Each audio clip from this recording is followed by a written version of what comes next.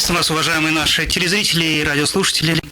В эфире программа «Встреча в студии». Как всегда, веду ее я, Игорь Воронов. Сегодня у нас интересный гость, редактор страницы в интернете «Славянское Сакраменто» Руслан Гуржий. Руслан, приветствуем тебя в нашем эфире. Добрый день. Рада тебя видеть.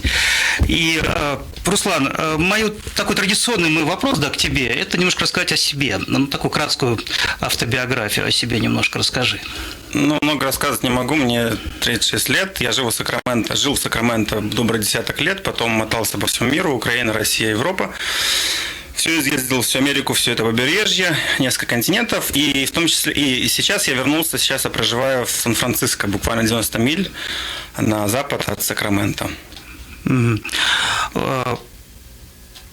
Ты вообще-то редактор «Славянского Сакраменто» и очень много пишешь там о русских в Америке, вот о том, что происходит у нас тут в нашем штате Калифорния, очень много у тебя новостей различных. И там у тебя несколько было таких статей, таких вот, можно сказать, сенсационных, да, статей на тему того, вот именно, что здесь наши братья-славяне, да, совершают, что происходит в городе.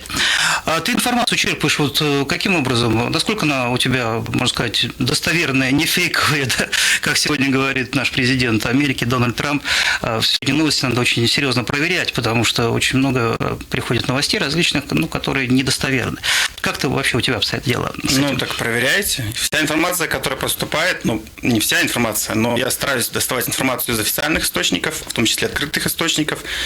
Это суды местные, это федеральные суды, это, я не знаю, интервью, где я взял у кого лично интервью, записал на аудио, на видео, на это я стараюсь основываться. Полицейские репорты в том числе, в данный момент мы стараемся основываться на этих китах, потому что иначе могут люди нас просто засудить, сказать, ты фейковую информацию публикуешь, обо мне опубликовал. Многие люди звонят из Сакрамента, мне до глубины души больно, просто звонят отцы, сыновей, дочерей, которых посадили за наркотики, допустим, да, вот такой животрепещущий вопрос здесь, на Роклене, Розвилл, вот здесь вот этот район, они воруют из машин, наркоманы дети. И ребенок уже наркоман, ему там 20 лет, 20 чем-то, и он висит на вот этой зависимости, и ему нужно чем-то жить, ему нужно воровать, естественно, не заработаешь, потому что работать не хотят.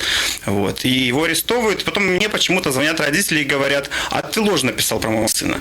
Я говорю: какую ложь? Можете сказать точно? Они не могут сказать. Мне сын говорит: он спал в машине, его арестовали. Я говорю: может быть, спал, может, накурился и спал. А вы читали репорт полицейский? Нет, мы не читали, мы английского не знаем. Понимаете? То есть, такая ситуация, и поэтому в нашей славянской диаспоре Сакраменто очень быстро расходятся слухи, которые на 50%, наверное, ложь и фейк, это 100%. Поэтому я сделал ставку на то, что я иду в администрацию города Сакраменто, беру интервью у мэра, у шерифа, беру репорт полицейский официальный. Вот на этом мы стараемся, чтобы как раз-таки пресекать ложные новости, которые распространяются здесь некоторыми умельцами.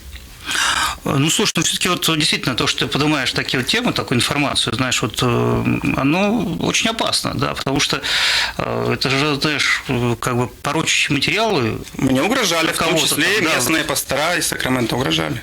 Угрожают, время от времени угрожают. И как ты вообще, у тебя есть охрана, есть какие-то средства защиты? Я умолчу об этом. У тебя, смотрю, очень такая интересная кепка, как прямо у Дональда Трампа, только немножко в другую сторону. Расскажи, в чем это смысл, что ты хочешь этим сказать? Значит, последнее время, это где-то начиная с 2013 или 2012, или даже раньше, мне кажется, года, в США распространилась такая, я называю это красная зараза. Прямо нужно сказать, это коммунистическая зараза. Это то, что у России, смотрите, у России сейчас нет ничего практически, ни индустрии, ни технологии. Так, все мозги утекают в Силиконовую долину, где я сейчас живу практически. Так? России нечем противопоставить или предложить этому миру, кроме... А Кремлю же нужно что-то противопоставить западному капитализму. Капитализм в России не развит, он там дикий запад на самом деле. И поэтому Россия вытягивает вот такие вещи, как 9 мая, 23 февраля, 1 мая, День трудящихся. Они вспоминают эти 23 февраля вообще. Причем 23 февраля и Калифорния, и Америка. Я не понимаю, американцы вообще не представляют, что это за дата, понимаете? То есть, а вот я работал в какое-то время в российской пропагандистской машине, называемой Russia Today, RT, если вы знаете, да? Ну да, это вот. известный пропагандистский канал в Америке. На Садовом кольце оно было образовано РИА Новости. РИА Новости это пропагандистская машина Кремля. Все знают об этом совместно с Интерфаксом и Тартасом и так далее. Вот. И как бы я изнутри знаю, как действует эта машина. Еще в 2009 году, когда я там стажировался, да, правда, некоторое короткое очень время, это еще до войны на востоке Украины, я изнутри изучил, как работает, и я чувствовал, что что-то назревает. Потом, когда я оттуда уехал, я там долго не продержался, кстати, и я поехал на восток Украины, и был у Гены Махненко, известного здесь миссионера, вот, и тогда уже началась война, буквально в 2014 году, и наступление, киевские события, Олимпиады, и вся эта война, вот, и тогда назревала уже эта ситуация, я примерно чувствовал, что что-то происходит. А что происходило? Там давно, это уже на территории СНГ, особенности в России, патриотический уровень, градус патриотизма у россиян просто зашкаливал. Просто российская империя поднималась с колен, как бы, да, вот люди вот настолько изголодались, что они вот не такие, как американцы, они в чем-то обездоленные, чем европейцы. Почему Европа такая маленькая, Россия такая большая, а Европа нам чем-то там, ну, ставит палки в колесах, как они говорят, да, либо Америка там вот разделила весь мир. Я помню мюнхенскую речь Путина в 2006 или 2007 году, где он башмаком стучал, как Хрущев по трубине, по этой трибуне, и говорил, а почему мы хуже, чем весь остальной мир? И вот с этого все началось, 2006 даже год. Ну, это обычные, знаешь, имперские замашки, царей, знаешь, которые стоят во главе. Я не буду Путина осуждать даже, вот я скажу, пусть меня заклеймят позже там пророссийским каким-то там, я не знаю, пропагандистом. Я ни копейки, кстати, с Кремля не получаю. Вот, Путин, где мой чек? Вот. Но я немножко понимаю россиян, потому что они устали вот жить постоянно вот в таком положении. Но то, куда Путин ведет страну, как бы, да, ну, с такими манерами, как он ведет, да, вот такими вот, некрасиво это. Ну, я скажу, что, Руслан, каждый, можно сказать, народ достоин своего правителя, да, потому что народ все-таки его выбрал, и, значит, им он нравится. Хотя, конечно, есть люди, которые недовольны Путиным, и в большинстве случаев то, что ты говоришь, это правда, да, потому что такое количество лет уже у власти, а Россия как была на задворках, так и остается на задворках экономических и политических тоже. Ну, политических сейчас бы я не сказал, что на задворках, потому что все-таки ядерное оружие. Потому и остается, потому что цивилизованно россияне, к сожалению, к большому сожалению, я говорю, я не враг этого народа, и я не прокламант Кремля, но я с нейтральной стороны пытаюсь смотреть. К сожалению, Россия не готова цивилизованно сотрудничать. Мне, откровенно скажу, прямо мне из Москвы звонят журналисты, заказывают какие-то материалы. Ну, сейчас уже не заказывают, потому что я не поднимаю, они ночью звонят трубку. И они, вот раньше в основном они звонили, мы хотим такой-то репортаж. И они не платят. Понимаете, как я буду сотрудничать с людьми, которые обманывают, кидают, не платят тебе? Я работал в Москве еще до этих событий, где-то около несколько месяцев в Москве, потом в Питере. Ну, вообще Москва старается всем платить. Странно. Нет, это неправда. Да. Они обещают очень много. Они обещают, и красивые слова разные, вот они как-то немножко научились. Вот, Ну, а если бы тебе платили бы, ты бы говорил вот то, что говорит пропаганда российская, ты бы вторил этой пропаганде? Нет, почему я должен вторить, если она убивает людей, почему я должен работать на пропаганду? Нет, ну мы, допустим, говорим об Америке, да, вот то, что делают здесь наши славяне, да, которые приехали сюда беженцами, бежали из бывшего Советского Союза, да, от коммунистов бежали, скорее всего, большинство. Ну, кстати, есть люди, которые уехали и уже при президенте Путине, тоже бежали, тоже как беженцы. А здесь они как-то вот странно себя ведут, именно становятся на сторону агентами Кремля? Ну да, вот именно ностальгия. Политику, вот именно то, что вторит, допустим, России. Вот эти агитационные бессмертные полки, да, вот такой как бы пропаганда русского мира, да, и вот эти какие-то такие мероприятия, да, русского такого свойства. Ну, я, в принципе, не против, потому что, в принципе, это хорошо, когда какая-то культура о себе рассказывает, это нормально, да, но когда это идет под какими-то такими вот флагами, когда детей одевают в военную форму, и они маршируют, конечно, это как-то напрягает.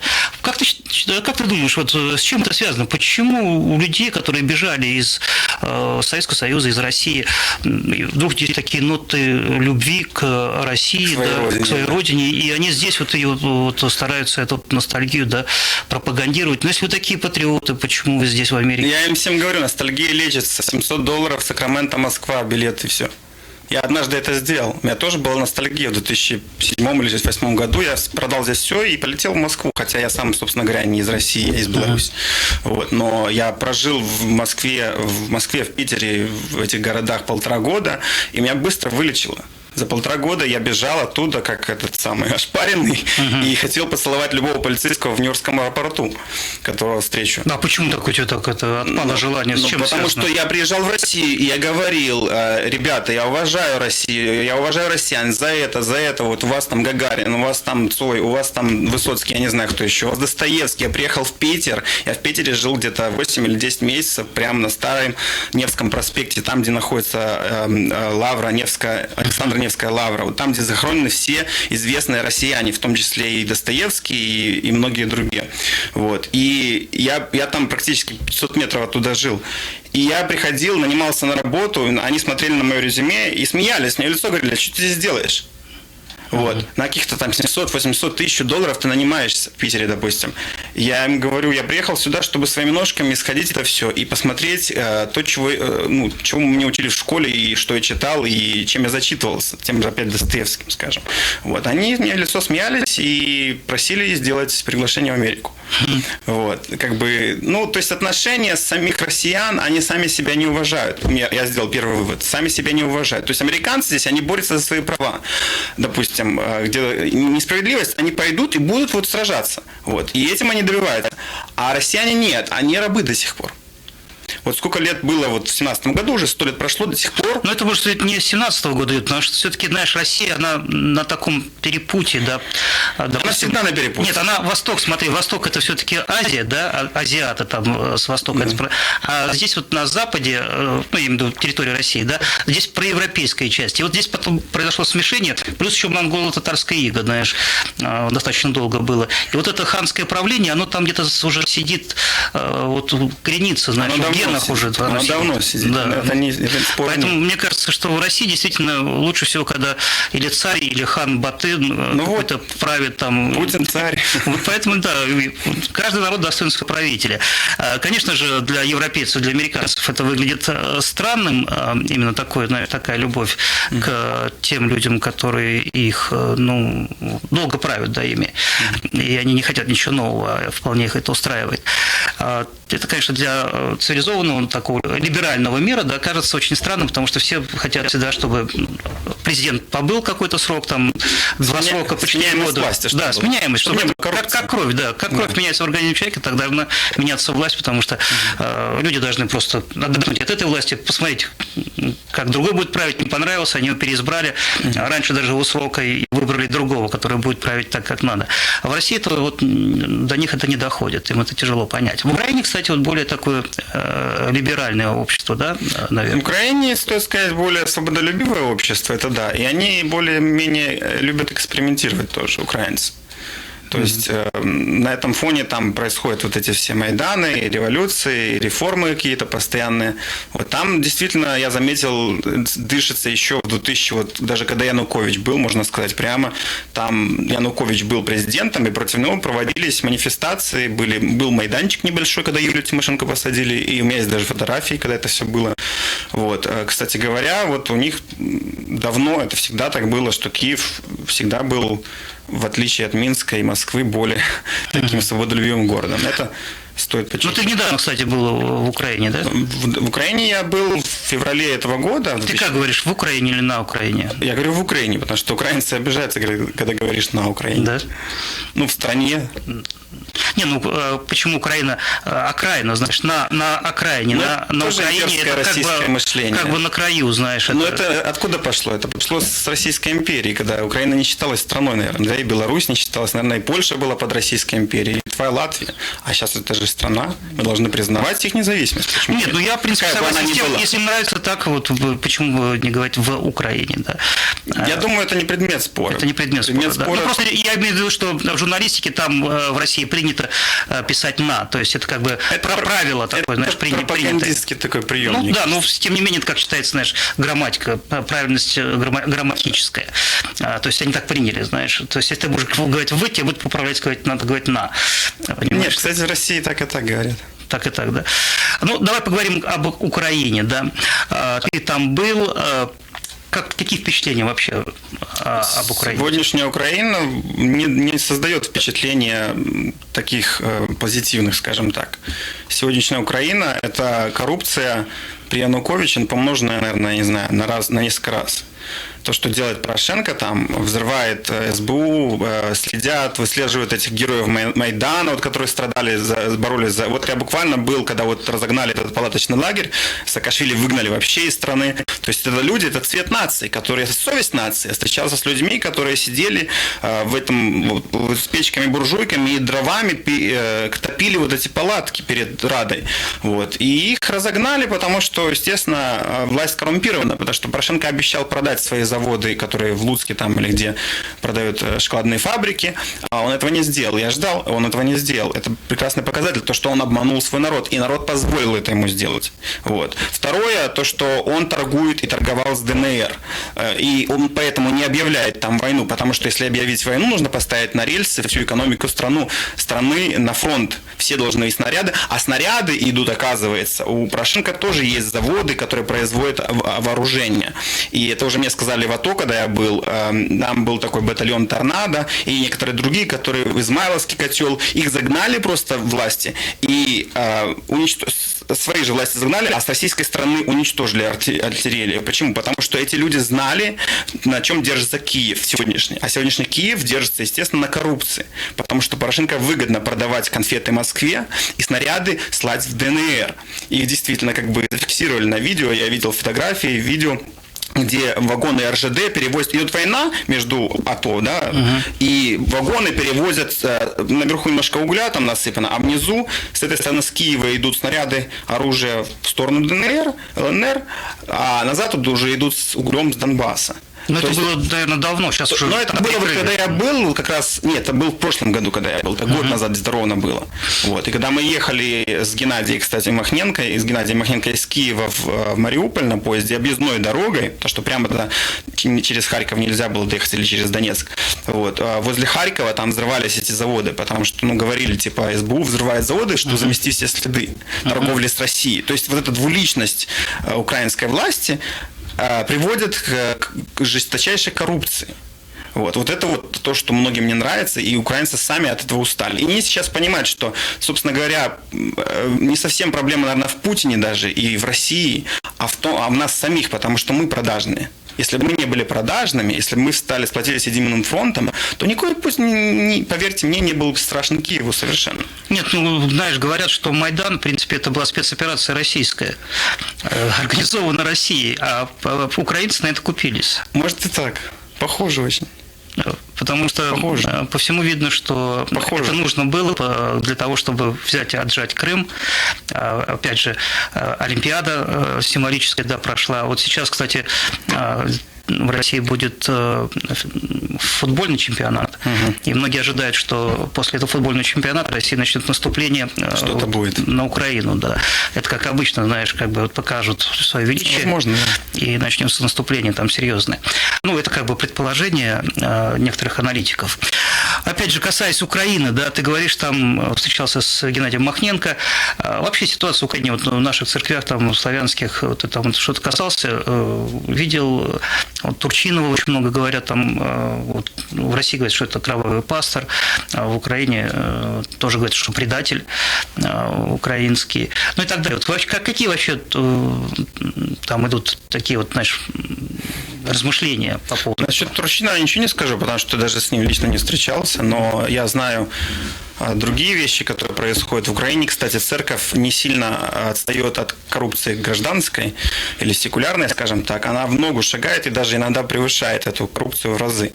Вот. Так что многие личности, с которыми мне пришлось встречаться в Украине и здесь, они действительно не работают на авторитет церкви. допустим, известные миссионеры здесь, Сакраменто, я называю по именам.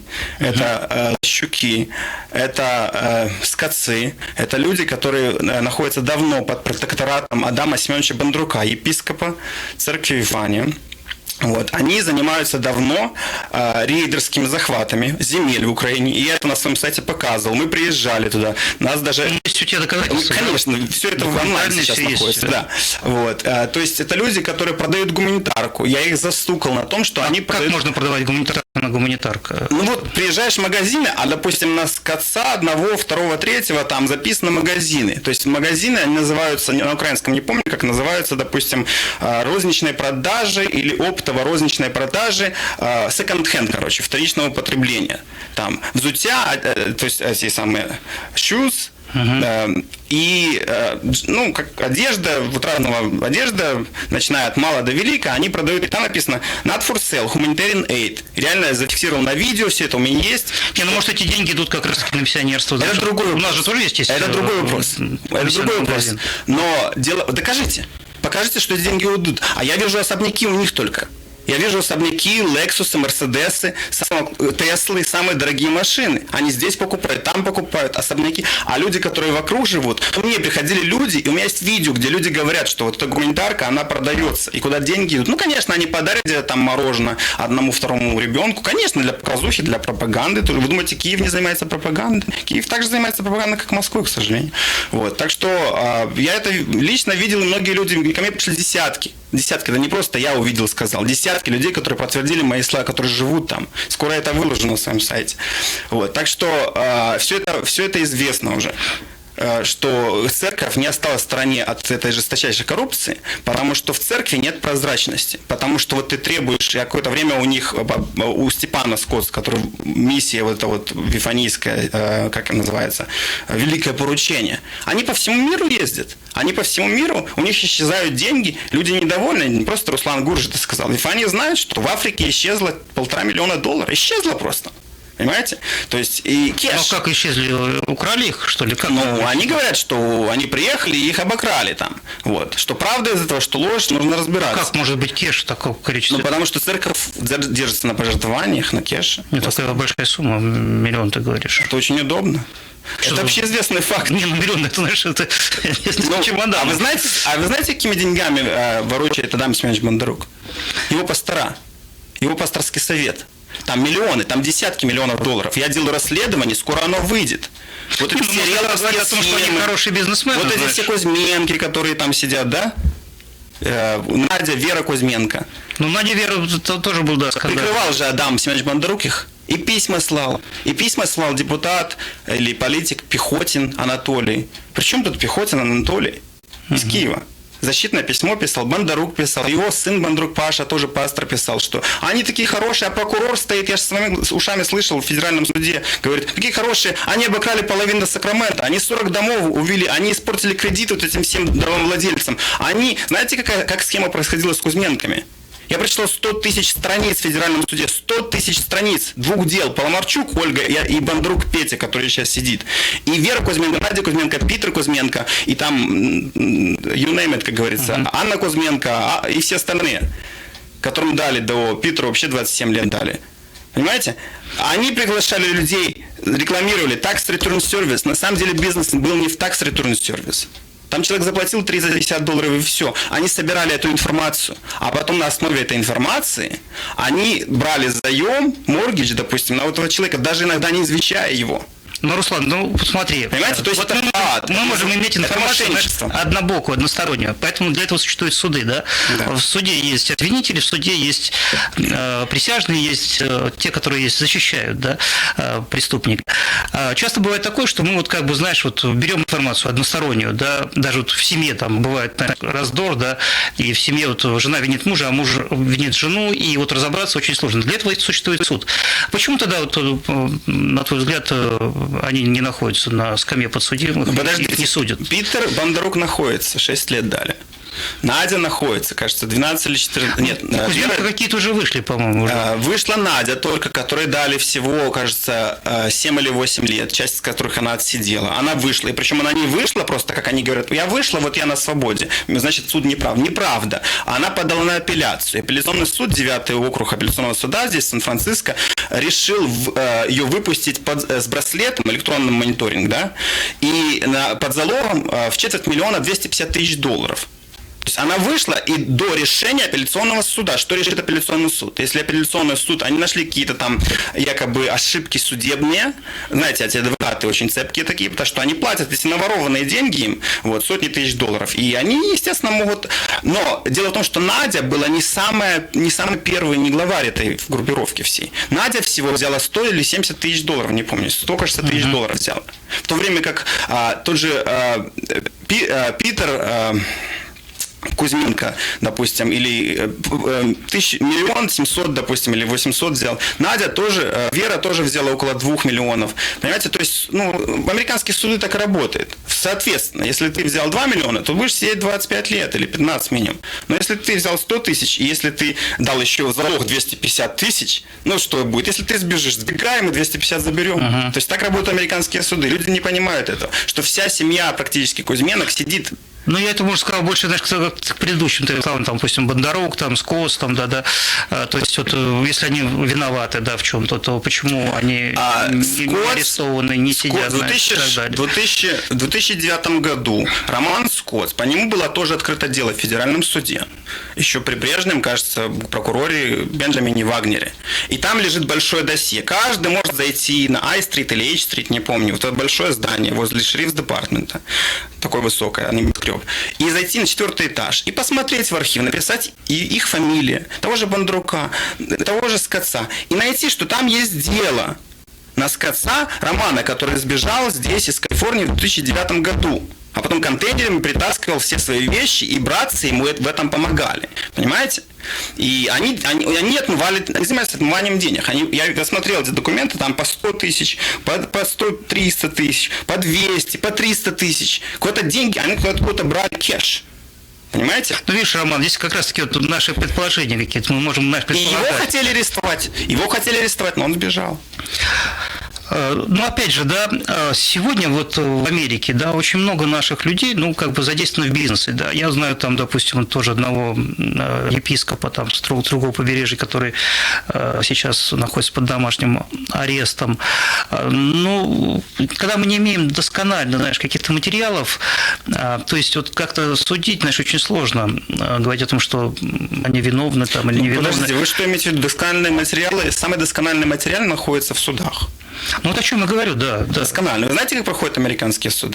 Я присутствовал на десятках заседаний, и как жюри, и как журналист, и на скамейке, и там, и там. И, кстати, как пострадавший тоже. И я знаю, что такое адвокат, перекрестный допрос, я знаю, что такое улики, что такое evidence, что такое видео, фото, запись. Кузьменок вели какое-то продолжительное время, их записывали на видео. Они на видео рассказывали свои схемы. Они говорили, как они обманывают государство. Они говорили, как это есть на видео. Это пойти, и можно посмотреть, вытащить эту запись, потребовать, и даже опубликовать, понимаете? То есть, если люди не верят, когда я сталкиваюсь с такими вещами, вот возьмем даже, если вы хотите поговорить насчет известного пастора, который тоже за сексуальные грехи некоторое время пострадал здесь, Иван Осельский, то же самое. Он говорит, он не виноват, но он пошел на контест. А no contest, это он без признания вины, я же присутствовал в этом деле, ему адвокаты сказали, даже не рыпайся, потому что есть MP3 запись, и я слышал эту MP3 запись, где он говорит, I want oral sex, I have $17. И не так плохо он говорит на английском языке, как он заикается здесь, понимаете? То есть все, что они говорят здесь за кафедрой, половина ложь. И я их в этом уличиваю. Понимаете? Поэтому они меня ненавидят. Но все, что требуется до истины, всего 15 миль до суда дойти и у судьи потребовать или просто в архив зайти. Я хочу видеть вот это, я хочу видеть вот это. И там масса свидетелей. И полицейские, и свидетели, и адвокаты, и 100 человек. Их можно подкупить? Пожалуйста, сколько нужно денег, чтобы подкупить весь суд Сакраменто?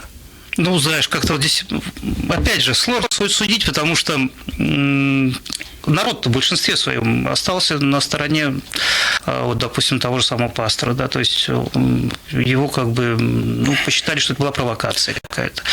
Знаешь, значит, как-то верится, знаешь, с трудом, что вот, верится, может быть, действительно подстава была. А видится это очень, другое очень слово. легко сегодня сделать подставы такие. То есть судья нашел Осельского, сделал подставу какого-то пастора, которого там 1000 человек здесь. Не, ну а почему нет? Почему? Знаешь, я тебе скажу, мотивы какие вообще? Не, ну сатанизм, знаешь, сатана Какой здесь сатанизм? действует, знаешь, как Судья тоже может верующий человек. Да, Что может, говорить? как раз наш шериф, кстати, Страджанс, он верующий человек. Республиканец, очень такой хороший семьянин, и ходит в церковь, и он верующий человек внутри. Просто, знаешь, когда смотришь на человека, ты как бы делаешь психологический портрет и думаешь, ну, просто действительно, это знаешь, вот есть человек ботаник, да, ты никогда не скажешь, что этот ботаник, ну, может там, он по сути своей, знаешь, ботаник, но он убить не может там, или быть каким-то садистом там, или кем-то еще, просто он психологически, знаешь, ботаник.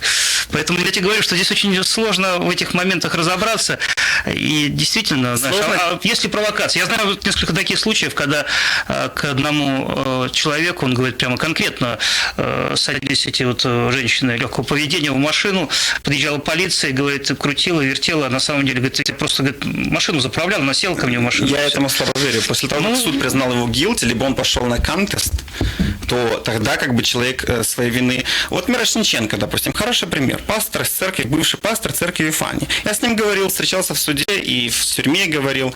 Вот. Но он прямо тоже не говорит, как Осельский, что я не виноват. Они все вот увиливают, они все идут на контест, что интересно. Вот. И эти люди... Я прочитал гору просто документов из суда. То есть там свидетели, есть десятки свидетелей, которые говорят, да, у него нашли порнографию детскую. Да? У него нашли секс-игрушки, что касается Мирошниченко. У него, извините, члены нашли где-то в чемоданчике. У него нашли вибратор, который он давал. То есть все практически, что она против него свидетельствовала, его же внучка. Ну, какая внучка в 14 лет или в 12 или в 9 даже лет будет свидетельствовать против своего дедушки любимого, если он ее не подвергал насилию. Понимаете? То есть полицейские взяли ордер, арестовали его и нашли все эти вещи. Ну, вот опять же, здесь очень сложно. Порнографические журналы нашли. Понимаете? У меня вопрос возникает, если они нашли... Ну, они подбросили тогда, наверное? Ну, да, Руслан, ну, может быть, и подбросили. Знаешь, ребенку очень легко внушить, знаешь. Зачем? Сказать. Мы не знаем цели. Мотивы какие? Может быть, есть какие-то мотивы. Я просто знаю, в России очень сейчас много таких мотивов, знаешь, подобных, да, чтобы посадить человека, чтобы отжать его квартиру. Здесь, может быть, какие-то свои мотивы. На ранчо Кордове никому, поверьте, не нужен. Эти люди, даже полицейские, получают по 5, по 7, по 10 тысяч долларов, и им ваши $100 или $1000 в СССР не нужно вообще. Понимаете? Вы не представляете, не понимаете, как действует американская система правосудия. Прокуратуру тоже можно засудить. Здесь прессу можно слить, прокуратуру тоже. Если у тебя есть доказательства, что прокуратура нечестно поступила, они очень осторожничают, потому что они сами боятся потерять свою работу. Они собирают информацию очень долго и упорно, потому что есть такое выражение, американские суды работают очень долго, но они добиваются результатов. Понимаете? И бывает, если человека засадили несправедливо, то он требует такую компенсацию, миллионы, десятки миллионов за каждый год, там, я не знаю, по миллиону минимум требуют. Мы слышим песни, да? Ну да, так бывает. Но я вот знаю одного полицейского здесь, он работает в тюрьме. И он очень много общается там с заключенными, и он говорит, что большинство действительно заключенных сидят невинно. Да.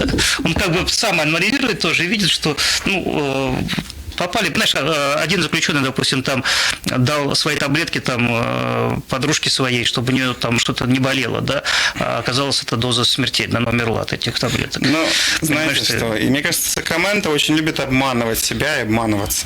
Вы создали такой конклав здесь, вот 90 миль отсюда есть Силиконовая долина, там все быстро, финансовый дистрикт мира, это Сан-Франциско, там быстро все проверяется. Кто врет, кто не врет, результаты. Там инвесторы, когда ты приходишь к ним, представляешь проект, они проверяют очень быстро, кто ты такой вообще. Понимаете? А здесь в Сакраменто мы верим друг другу и лжем друг другу. Вот это проблема Сакраменто. Понимаете? И поэтому Сакраменто не верит. Я понимаю, что половина из этого менталитета мы принесли из Советского Союза, где мы не верили ни КГБ, ни полиции. Это все было против нас работало. Но теперь мы здесь создали, собственно, КГБ и, собственно, полиция. И, собственно, КГБ верим, а не верим людям, которые извне. Это, поверьте, полиции, вот ваша церковь 100 1000 человек, ну, собирайтесь там, главное, чтобы вы никого не убивали, не насиловали. Пойте какие угодно псалмы, верьте во что угодно. Поверьте мне, есть люди, которые верят во что угодно, в солнце, солнце. Вот, Ну да, есть макаронный бог даже. да, да, понимаете, и как бы, если вы не... Есть геи, которые вот до тех пор, пока в Калифорнии они никого не трогают, не изнасиловали, там, да, вот, ну, все нормально. У них свои права, понимаете. У христиан свои права. Вы не представляете, каких возможностей эта страна. Вы до сих пор, сука, здесь живете, вот те вот бандурюки, скотцы, они до сих пор живут советским менталитетом. Где-то урвать, кого-то обмануть, где-то слямзить, смошенничать, и все. Понимаете? Вот в этом проблема. И поэтому ваши дети же, они в церквях ваших, они, смотря на ваше поведение, и обращаясь ко всему сакраменту духовному, они, вы задаетесь вопросом, почему они наркоманы? Почему церковь Вифания не создала за 27 или 29 лет ни одного реп-центра? Ни одного! А знаете почему? А потому что дети пастора главного, Адама Алексеевича Бондрука, наркоманы и токсикоманы. И это тоже из судов.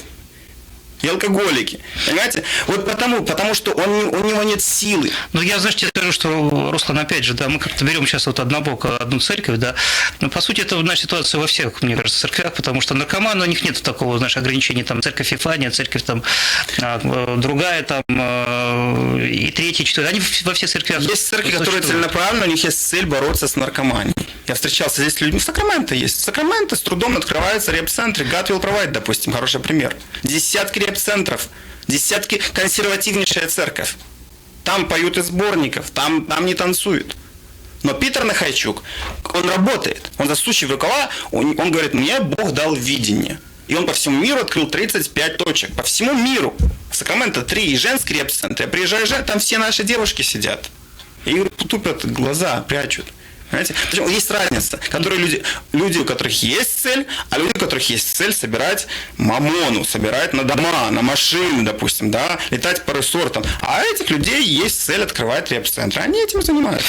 Ну, это как в любом государстве. Есть разница одно, видна. другое, третье. То есть ты сказал, что в государстве, да, есть свои, там есть КГБ свое, свои, как говорится, мафии и свои, как говорится, больницы и добропорядочные какие-то организации, да. Но есть разные тоже в то же время государства. Есть Украина, есть Беларусь, есть Польша, есть Германия, есть США, Нидерланды есть, понимаете? То есть, и когда приезжаешь, допустим, в Сакраменто, я только что был на выставке вот в этой, где открываются, допустим, из Бэйрии вот эти вот номерные знаки, вот эти вот, может, видели, digital, да, которые меняют, там, вообще меняют всю информацию на вот там номерном знаке. То есть в Бэйрии достаточно много производит и Apple, и Facebook, и технологии, и то. То есть люди как бы к чему-то стремятся, видно, в космос летят, исследуют что-то, понимаете? А есть люди, которые, ну вот им, наверное, неинтересно это. Нет, ну я тебе скажу, что опять же, это как в любой семье, да, есть гении в этой семье, да, есть уродцы какие-то, знаешь, есть... Запереться и заниматься там каким-то строительством, допустим. Понимаете? А есть люди-преступники, которые...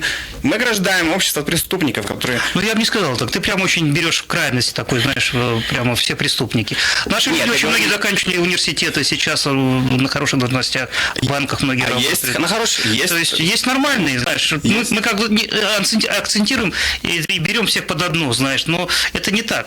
Если вот говорить о любой нации, да, о любом народе, то нельзя говорить, что вот если они, вот, допустим, немцы, да, там, фашисты, то нельзя говорить, что они все фашисты, да, там, потому что там есть и хорошие, и та же самая есть серьезная культура, есть серьезные гениальные произведения и так далее, да. То есть нельзя всех под одну гребенку. А есть Северная Корея. Ну, и есть такое, да, есть и такое, есть и Россия. Но опять же, я тебе говорю, что Россия, она, знаешь, ну, нельзя всех вот называть, что они такие вот глупые, знаешь, и не понимают, как им устроить свою жизнь и как жить, чтобы жить лучше, да. Я не называю всех в России, я самый большой патриот России, кстати говоря. Пусть употребляют украинские патриоты это против меня, я также и патриот Украины. Нет, но если ты патриот, ты знаешь, в России сейчас понятие патриот, это, знаешь, ты должен любить президента. Я не псевдопатриот. И быть патриотом России. Я не люблю президента России. Мне он не нравится. Но вот если не нравится, значит, ты не патриот. Ну, я патриот страны, я патриот всего хорошего, то, что имеет эта страна. В то же самое время я патриот Украины, Беларуси и любой другой страны. Но когда я вижу, что страна стремится к саморазрушению, да, как и Россия сейчас, и Украина, кстати, да, и в какой-то мере США тоже стремится к самоуничтожению. Ну, Руслан, я тебе скажу, что, опять же, это наше видение, знаешь, а с другой стороны, я тебе скажу, что мы не можем все предугадать. Допустим, вот именно узнать, да, Та же самая, ты говоришь, там, допустим, Южная и Северная Корея, да, сейчас вроде как Северная Корея уже нормализуется, стремится сделать такие вот дружественные шаги в сторону, допустим, Америки и всего мира, да. Ну, так называемую ось зла, да, которую обозначил когда-то один из президентов. Вот. Но, опять же, ось зла, видишь, меняется. Опять же, если смотреть то, что ты говоришь, да, допустим, технологии, то, что производят во всем мире, да, летают там, куда-то там стремятся, производят. Мы видим, что сегодня мир все больше и больше глобализуется, становится такой, знаешь, вот маленьким таким городком, да, в одном целом, потому что раньше не было таких технологий, когда письмо за несколько секунд долетает до адресата, да. Мы видим любое событие в точке планеты моментально, да, прямую трансляцию, то, что происходит в мире. Поэтому сегодня, естественно, весь мир, все человечество понимает, что пора уже приходить к единому правителю. То есть к этому все подводится. Знаешь, уже как-то просто будут отводиться зоны ответственности такому там правителю, другому, третьему, четвертому. Как это было в Римской империи, да? Мне кажется, до Сакрамента это не дойдет. Нет, ну, Сакраменто в этом будет числе. Но все мы идем к тому, что будет, знаешь, мне кажется... будет в оппозиции. Ну, кстати, вот это, ну, как бы и вроде как и смешно, и в то же время грустно, да, потому что мы знаем, что Форт Росс уже вот как-то там где-то были такие идеи, чтобы... Даже где-то здесь в Калифорнии была организация, ты же, наверное, публиковал этот материал, организовывали отделение Калифорнии от Америки, и там что-то такое вот, чтобы это было единое какое-то свое государство, ну и так далее. Но это, опять же, знаешь, такие мечты. Ну, давай опять перейдем к тому, что вот у нас идет здесь в нашем, как говорится, в нашем обществе, да, славянском. Вот у тебя была интересная публикация по поводу казачества. Здесь у нас организовывалось казачество, якобы вот они там выезжают куда-то на стрельбище какие-то, там организовывают какие-то такие мероприятия, ну и своего рода тоже какая-то пропаганда там у них звучит. Немножко можешь рассказать об этом? Ну, это уже общеизвестно нашумевшая статья, я ее писал, наверное, год назад где-то. Мы вскрыли, ну как, это вообще известно было и очевидно было, кстати говоря, когда я вернулся из Украины, вот когда началась там война или этот Майдан очередной в Киеве, да, я вернулся сюда и увидел, что здесь организовываются определенные какие-то лагеря, скажем так, буткемпы даже, где дети с оружием ходят, даже вот российским оружием. Ну как ты понимаешь? Автоматы Калашникова, модифицированные, правда. Потом винтовка Мосина, которая даже с Российской империей традиционным считается российским изданием, да, вот. И другие какие-то вещи происходят с саблями, шашками, их тренируют известный в узких кругах известный, но в Москве он хорошо известный, и в России он хорошо известный, Станислав Холодков, атаман, так называемый. Хотя на самом деле на проверку он оказывается липовым атаманом, мы его тоже пробили с ног до головы. В какое-то время его, я считаю, Москва забросила сюда в Сакраменто в 2004 или в каком-то вот третьем году, наверное. И он какое-то время начал под крышей Русской Православной Церкви за рубежом. Вот здесь в Сакраменто есть Русская Православная Церковь, которая в 2006 году, кстати, под эгидой Владимира Путина, нашего любимого, объединилась. Это был инициатор объединения Русской Православной Церкви и Русской Православной Церкви за рубежом. Считается духовным покровителем, как бы ни казалось это смешно, Владимир Владимирович Путин, президент Российской Федерации. Именно он эти две церкви свел вместе. И нажал. Это было политическое решение, это знают все в России везде. Вот. Так что под протекторатом Русской Православной Церкви Московского Патриархата в Сакраменто была заброшена группа эмиссаров, я прямо говорю, Станислав Холодков, Наташа Оуэн, почетный консул Российской Федерации, закрытый здесь консульский отдел в Сан-Франциско 1,5 или почти 2 года назад, нет, год назад почти. Понимаете? То есть, когда они жили там в Russian Hill, в Сан-Франциско, свои, что они там жили, записи, либо микрофильмы, диафильмы, я там присутствовал, видел этот вонючий смог, который из трубы валил этого российского... Ну ты имеешь в виду, когда посольство выезжало? Да, они однозначно жгли вот эти микрофильмы, которые в 70-х или 80-х годах, тогда, когда холодная война была, не было же вот этих вот диджитал смартфонов, айфонов, не делали же фотографии диджитал, все было на фильмах. И запах стал такой, как вот я занимался фотографией в детстве. Я помню, когда мы жгли вот эту фотопленку, точно такой же запах. Жара стояла 42 градуса как минимум, и вот они жгли. И приехала полиция. Мы, говорит, не полиция, а fire department, пожарная. И они с топорами пытались зайти туда. И их не пустило посольство, потому что эта недвижимость принадлежит Российской Федерации. А что там произошло? Обама, прежний наш президент, и, кстати говоря, Трамп продолжил эту традицию, закрыл эти консульства за шпионаж.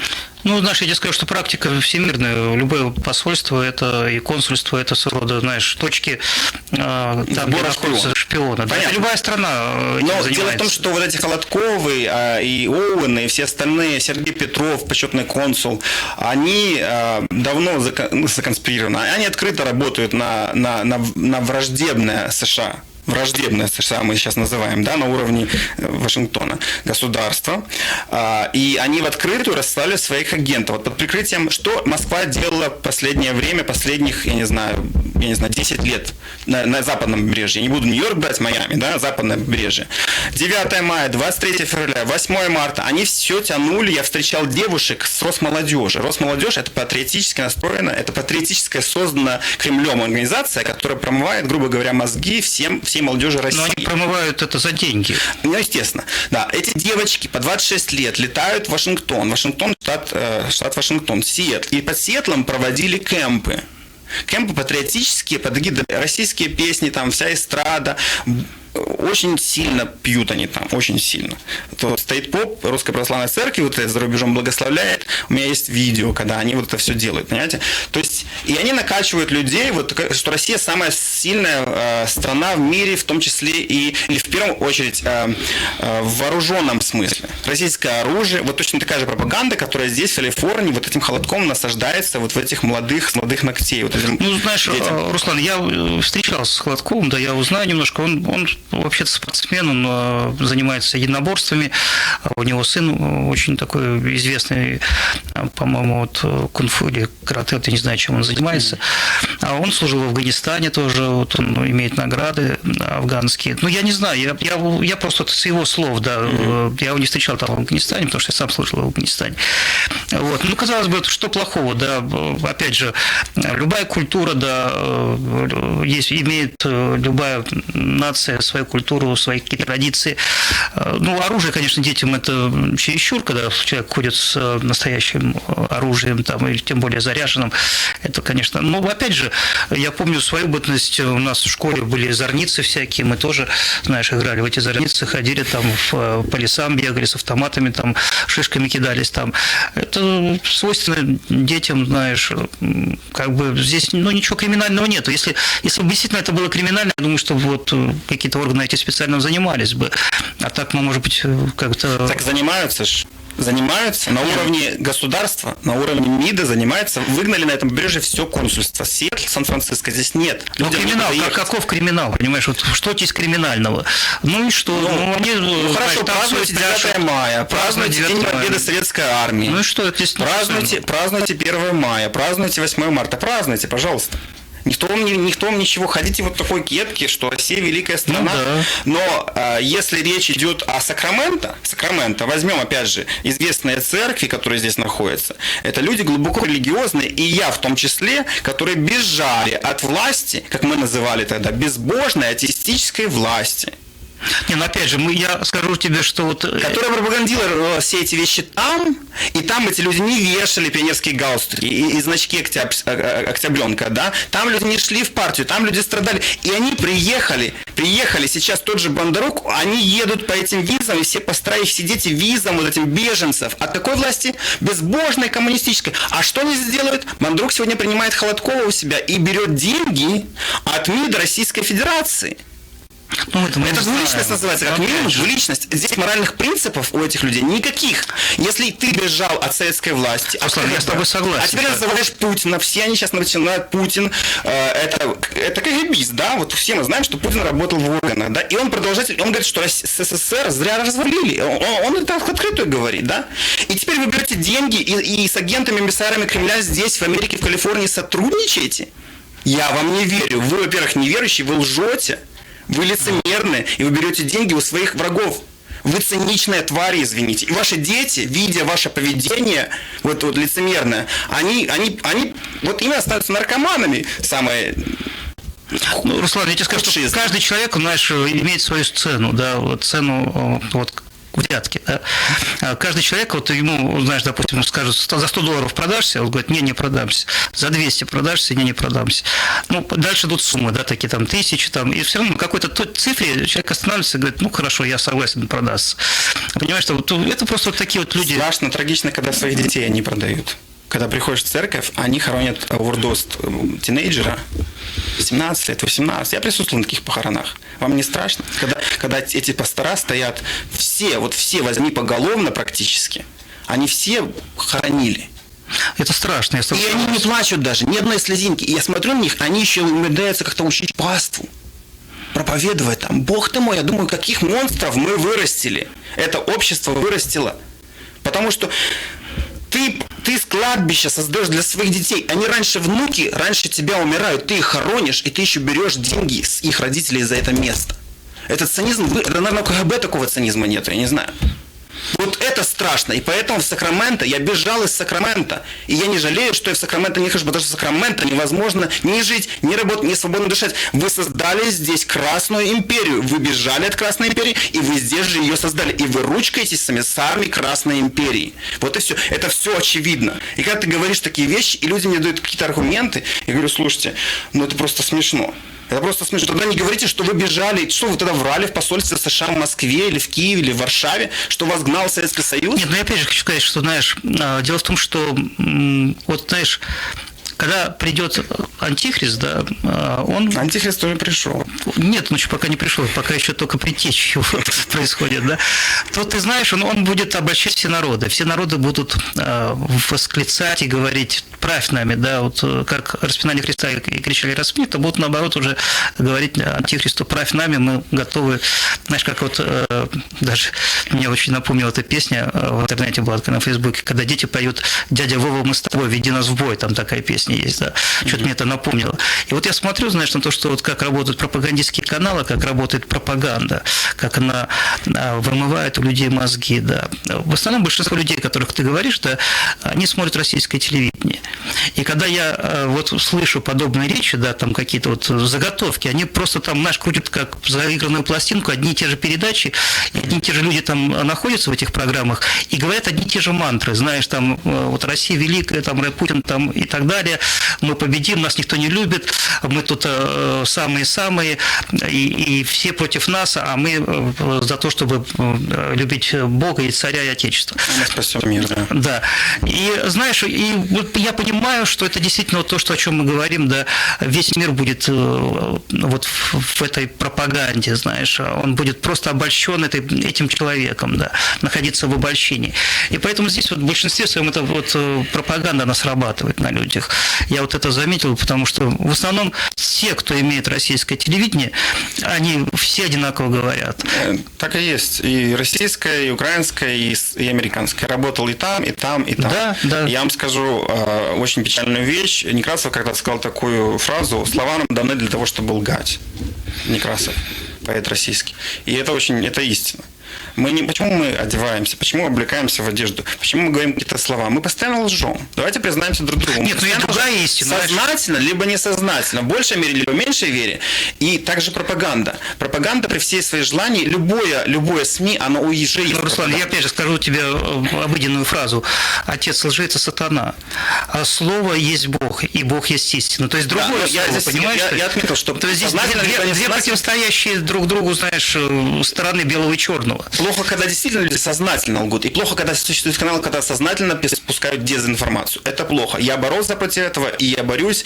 И я никогда, надеюсь, дай бог, не продамся никакой пропаганде. Ни киевской, ни американской, ни украинской. Ой, не говори, поэтому, нет, я надеюсь. Поэтому я, когда хочу, я действительно пощупать, я полетел в АТО. Я пощупал эти гильзы, я понюхал этот порох. Я услышал своими глазами, что стреляет российское оружие. Я никогда не куплюсь на пропаганду, что там нет российской армии, регулярных войск. Я никогда не куплюсь на то, что я видел все это своими глазами. Понимаете? Я был в Киеве, я был в Москве, я был в Минске, я был по другим каким-то точкам, и я всегда стараюсь покупать билет и ехать в первоисточник. И я всем рекомендую, мои слова проверяйте, идите в суды, идите туда, идите сюда, смотрите, требуйте, перепроверяйте, потому что я мог несознательно даже здесь где-то вот что-то, неправильно сказать. Тебя тоже могли ввести, знаешь, в заблуждение. Да, то же самое. И суд, который, возможно, тоже был, он не 100%, я не говорю 100%, что вот это истина в высшей инстанции. Нет, суды тоже работают по принципу больше доказательств. Если есть больше доказательств, что он виноват, значит жюри, допустим, 12 человек или 11 решило, то есть это тоже имеет влияние на степень наказания. Не надо говорить, что американские суды это вот прям... Ну да, я просто удивился, что ты так сказал, потому что... Но в большинстве своем американские суды это не украинские, которые можно подкупить. Вот мой главный момент. Не российский, который под дулом пистолета Путин скажет, вот решай, Навального посадим. Но в России вообще судов нету как таковых, потому что там все за деньги делается. Я не буду вообще браться за все остальные суды. Я просто был в американских судах, и я видел то, как принимаются, там действует common sense, здравый смысл. Если есть 10 здравый смысл в доказательствах, что курица кудахтала, и видео, и аудио, и письменный транскрипт какой-то, то и 5 свидетелей сказала, и где-то там его остановили пьяным за 5 миль до этого, и год назад, и, кстати говоря, Селикова 2 года до этой ситуации, его останавливали в том же примерно районе, с теми же целями он ездил снимать проститут. Но шериф его отпустил просто. Он это вам не скажет, но шериф это говорит. Пойдите, спросите у шерифа, потребуйте запись, потребуйте видео, потребуйте расшифровку. Этого люди даже не делают. На Ранчо Кордове, 12 миль от Ранчо Кордове до даунтауна Сакраменто. Знаете, сколько раз я ездил туда, в US District Court, федеральный суд, и в Superior Court, Верховный суд Сакраменто? Заплатите 5 копеек, 5 центов, там, возьмите расшифровку, запаркуйте свою машину. Ничего сложного нет, потеряйте свое драгоценное время, если вы действительно верите в то, или хотите верить, что этот человек прав, либо не прав. Пойдите, перепроверьте, наймите адвоката. Понимаете? То есть, я всем это говорю, перепроверяйте, идите, делайте. Люди просто ленивы, люди просто верят. Верят. Почему ты веришь этому человеку? Почему ты веришь? Вот эти люди, которые верили, ходят сейчас и по 150, по 50, по 500 тысяч потеряли денег, и они не знают, и они даже в суды не подают, потому что и верят, и боятся. Вот как так? Это как в России, вот в Советском Союзе. Они и верили КПСС, и боялись, и не верили, и по кухням обсуждали вот эти все проблемы. Знаете, это раздвоение вообще личности. Либо ты веришь этому, идешь и, соответственно, поступаешь, добиваешься правды, либо ты извините, бухаешь. Вот поэтому Сакраменто меня похоже, извините, на вот такого наркомана или алкоголика, который вот пришел в церковь. Я вот сравнил, довольно, может, кому-то покажется это цинично, но так и есть. Он утром пришел, принял хлебопреломление, омыл ноги друг другу в каких-то церквях, сказали хорошие слова, а потом пришли домой и клевещут друг на друга, и воруют друг у друга. Но опять же, ты можешь утрировать, Руслан. Я тебе скажу, что ты, опять же, не бери всех под одну гребенку, знаешь. Есть люди разные, да, есть люди, как ты говоришь, есть назовите люди другие, мне, пожалуйста, есть честные люди, Сакрамента. Я самый первый друг Сакрамента и самый первый друг церквей, которые занимаются хорошими проектами. Я могу их перечислить. А сейчас осталось вообще никого из этих проектов не осталось. Перечислите мне. Нет, как не осталось? Есть, допустим, сейчас очень много миссионеров ездят. Три проекта социальных, общественных. Я не беру религиозных, где они там летают в Африку или в Мексику. Непонятно, в третьи страны третьего мира. Пойдите в Питер, поедете в Москву, станьте на Святом Кольце и начните проповедовать ваше Евангелие. Посмотрите на реакцию людей. Вы это сделали, пойдите в Сан-Франциско, где все геи и бомжи вот там ходят, на ходят. Да? Вот Игорь Багиров там часто бывает. Это отдельные единицы. Назовите мне проект 1 либо 2 за 5 или 3 года последних Сакрамента общественного значения, где губернатор сказал, вот это, ребята, проект, нате вам $500 000 финансирования. Ты знаешь, что у нас губернатор, да, поэтому здесь никто не даст тебе. Дадут, скорее всего, на гомосексуалистов деньги. Вы не правы. Я знаю, кстати, из нашей церкви даже ездили в Сан-Франциско и проповедовали там. Вы не правы. Упомянутое мною Питером Нахачуком организованная God Will Provide. Я не их агент, я не получаю от них денег. Но я вам скажу, что было. Я пошел, мы написали репортаж Сакраменто Биф со Стивом Магагнини, который уже retired, ушел на отдых, где-то лет, наверное, 7-8 назад. И на пенсию ты имеешь в виду ушел? На пенсию, да. На первом развороте Сакраменто Би было Sunday выпуск, в воскресенье утром. И эту статью прочитал местный судья Сакраменто. И он позвонил этому. А этого Питера Нахачука все отфутболили. Все из Сакрамента отфутболили. Никто не хотел с ними сотрудничать. Кто такой? Давай, все хотят денег, все хотят славы, все. А этот человек скромно пришел в пиджачке в таком с Библией и говорит, я открою центр. И открыл 3 уже в Сакраменто. Понимаете? И судья позвонил Питеру Нахачуку. Потом он мне рассказывал это. и говорит, меня вся местная религиозная братва отфутболила, а светский журналист Руслан Гуржи мне помог. И этот судья позвонил и говорит, we like what you do. Any financial, legal support to our youth. Американцы считают, что this is our community, this is our youth. Это наше общество. Это не что-то там Russian или Ukrainian, или там Монг, или там немецкий, польский. То есть это раз вы здесь живете, платите налоги, мы имеем такие же права, как другие люди. И мы имеем право прийти и представлять свои интересы. Проблема нашей комьюнити славянской, русскоязычной. Помните, когда был губернатор Грей Дэвис?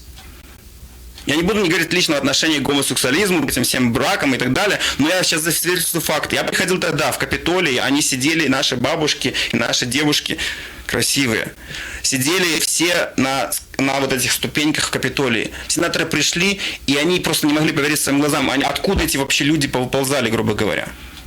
И благодаря вот этим 5 либо 7 тысячам славяне изменили.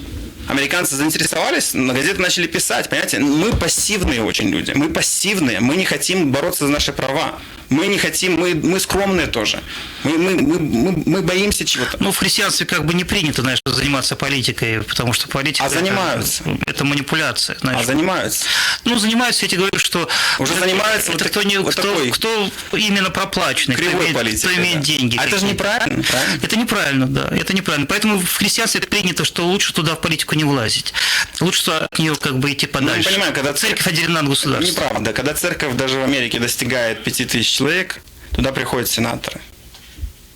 Нет, ну в каких-то вещах, конечно, надо сказать свой голос, когда принимаются законы какие-то такие, знаешь, серьезные законы, которые потом тебя заставят по этим законам жить. Это, допустим, совместные туалеты, да, там какие-то там для мальчиков и девочек, чтобы не было разделения пола. Знаете, вы в Сакраменто очень... Хорошо, что я могу говорить сейчас «вы в Сакраменто». Я не считаю себя частью сейчас Сакрамента, к сожалению.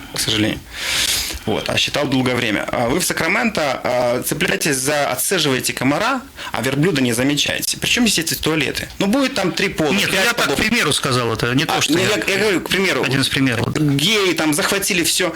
Да, слушайте, вы возьмите и организуйте что-то такое серьезное, интересное, полезное для всех. Привлеките людей, решите какую-то проблему. Какую проблему решает определенная церковь Сакраменто? Какую проблему? Homelessness, либо drug addictive. Вот, допустим, я привел Нахайчука, он решает эту проблему. И ему звонят судьи, ему звонят губернаторского офиса. Ему помогают, потому что он это делает. То, что помогает тем, кто занимается, правильно? А не кто просто бла-бла-бла говорит, понимаете? А мы в Сакраменто занимаемся сотрясанием воздуха. Голословным болтовней просто. И летаем за 3-9 земель, спасаем одного человека и хвалимся этим. Разве не так? Ну, опять же, Руслан, я тебе скажу, что миссионерские поля, их много полей, да, если вот, знаешь, сосредоточиться на чем-то одном, то ты опускаешь все остальные поля. Знаешь, везде есть свои труженики, да, на каких-то местах.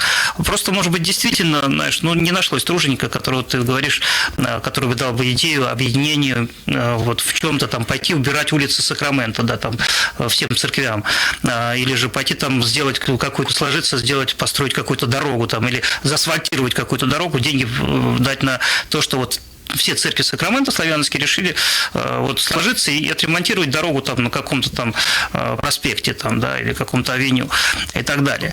Вот к чему ты призываешь? Именно в чем твой вот посыл в том, что хорошее там, запустить ракету там или создать что? В чем ты имеешь в виду вот хорошее создать? Что могут церкви? Они, слава богу, знаешь, сохраняют и вот как-то стараются привести свою церковь, по крайней мере, в небо, знаешь, чтобы она там была в небе с Богом в том плане, что прославляется и благословляется добро, знаешь, то есть Бог в этих церквях, чтобы делали доброе, не лгали, не согрешали, не воровали. В церквях говорится же, все это нормально, а ты говоришь вот, да, но бывает того, что люди попадают в искушение. Говорится, не искушение, я говорю о заговоре, я говорю о массивном заговоре влиятельных кругов, и пресса русскоязычная участвует в этом, и церкви, которые распространяют эту прессу.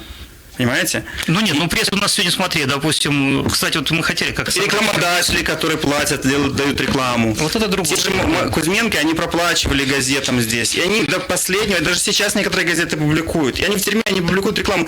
Что это такое? Мне люди звонят и говорят некоторые, слушай, я выпишу тебе чек, насколько на тебя выписать чек, чтобы ты замолчал. Так прямым текстом. Я делаю, пишут на 10 тысяч долларов, или там 7 тысяч, или 15 тысяч долларов. Только пиши то, что я Ну, говорю. если бы тебе сказал бы 100 тысяч долларов там, или 200. Я отказался, потому что этот человек на следующий день сел в тюрьму. Понимаете? И вот эта двойная действительность какая-то, которая здесь происходит, это общество. Я прихожу в американские офиса, в какие-то вот другие вот государственные учреждения, прокурору, губернаторский офис, каким-то сенаторам. Люди смотрят, мне стыдно. Реально, мне стыдно. Я сейчас ни про кого не говорю, я просто говорю про Slavic Community в Сакраменто. Но опять же, не бери все вот в одну гребенку, ты все сгребаешь в одно. Если там это единичный случай происходит, там Не единичный, я вам как снова обычно, говорю. семья я вам не снова без говорю. больных Нет, людей. я вам снова говорю, в Сакраменто живет 100 тысяч, грубо говоря, населения русскоязычного. Вот по нашим прикидкам 100 тысяч, от 75 до 125, где-то так. А Сакраменто Би и другие статистические государственные учреждения проводили анализ, и примерно Сакраменто регион 100 тысяч человек живет. Одно дело Кузьменок, сидит 10 человек. А проходило, знаете сколько? 100 человек. Или даже 150 где-то человек. 153 свидетеля только было. Можете представить, какой масштаб? Масштаб. Люди 32 миллиона украли. 32 сначала обвинения было. Руслан, это был бум такой своего рода, знаешь, когда Все Сакраменто участвовали, дома. и риэлторы участвовали, которые клянутся, и пресса брала деньги, и церкви покрывали это все. И все знали, и до сих пор все знают. Я могу привести другие схемы. 72 миллиона, следующее мое расследование будет 72 миллиона. Я объявляю, 72 миллиона взял известный пастор из церкви Вифания. И часть из них не отдает. И часть из них он взял из Союза Адама Семеновича Бондрука, западного побережья Америки. У меня есть доказательства, что эти люди владеют миллионными маёнтками здесь, в Калифорнии, Плейсер Каунти. Их же дети занимаются наркоманией, занимаются различными непотребствами, покупают дорогущие автомобили по 100, по 200 тысяч долларов. Руслан, опять же, Если будет, деньги, возможно, они заработали, может быть, они вклад нашли, может быть, они что-то изобрели такое, мы же не знаем. Понимаете, что вы, может, их родственники богатые. именно вы адвокат дьявола. В данном случае вы адвокат дьявола. Нет, я просто тебя как бы... Вы верите мошенникам, априори вы верите мошенникам, но вы не верите... То есть это стокгольмский синдром, по-моему. Знаете, что произошло в Стокгольме в 1972 году? Да, синдром заложника. Да. То же самое. У нас синдром советского заложника. Мы не верим ни прессе, мы не верим ни телевидению, мы не верим ни КПСС, мы никому не верим. Мы сами себе даже не верим, понимаете что? Поэтому мы и не уверены ни в чем. Ну потратьте деньги, сделайте расследование. Я потратил сотни тысяч долларов, я слетал в Украину, я слетал туда, я слетал сюда, я потратил свои собственные деньги, я сам теперь убежден, и меня засудить, кстати, за это не засудит. Не Адам Семенович Бондрук, не Скотт, я буду ждать с удовольствием, до сих пор жду уже второй год, что они меня подадут в суд на Руслана Гуржева и Славянское Сакраменто. А знаете, почему они не подадут очень просто на меня в суд? Да потому что раскроется, потому что прокурор сам знает, кто они такие. На меня никакого жалобы не было. Я никогда не сидел в Америке. А они пересидели. 5 сыновей Бондрука, 5 сыновей, я называю вам. Тима Бондарук, Марк Бондарук, Петя Бондарук сидит, это 3, Леня умер. И Паша Бондарук, они все проходили по делу Кузьменко. Все. 4 проходили, 4, это статистика. Можете сказать, что половина вашей семьи проходила по делу, а вы их защищаете. Вот это менталитет Сакрамента. Вы лжете друг другу, и вы лжете сами себе, и вы защищаете мошенников, и вы даете им деньги. Против чего я борюсь и буду бороться. И сейчас на днях выходит эта статья большая, 27 страниц, где я раскрываю финансовые аферы Адама Семеновича Бондрука и их членов церкви, ведущих пасторов, которые участвовали в этом всем. Это заговор. Сакраменто, US District Court, все это знают. Прокурор это знает. Поэтому очень просто, если ты говоришь, подам в суд на Руслана Гуржева, ты просто подашь в суд на суд. Ой, Руслан, понимаете? Знаешь, мне это масштабно, это не говоришь, да? Но это я понимаю, ты как журналист, ты, конечно, молодец, как журналист-расследователь, но опять же, вот я боюсь за тебя, знаешь, за твою... А что, они могут убить меня? Нет, просто сделать просто провокацию. Тебя же могут... Я тебе скажу, что нет, убить даже это слишком, как бы сказать, слишком крайне, да?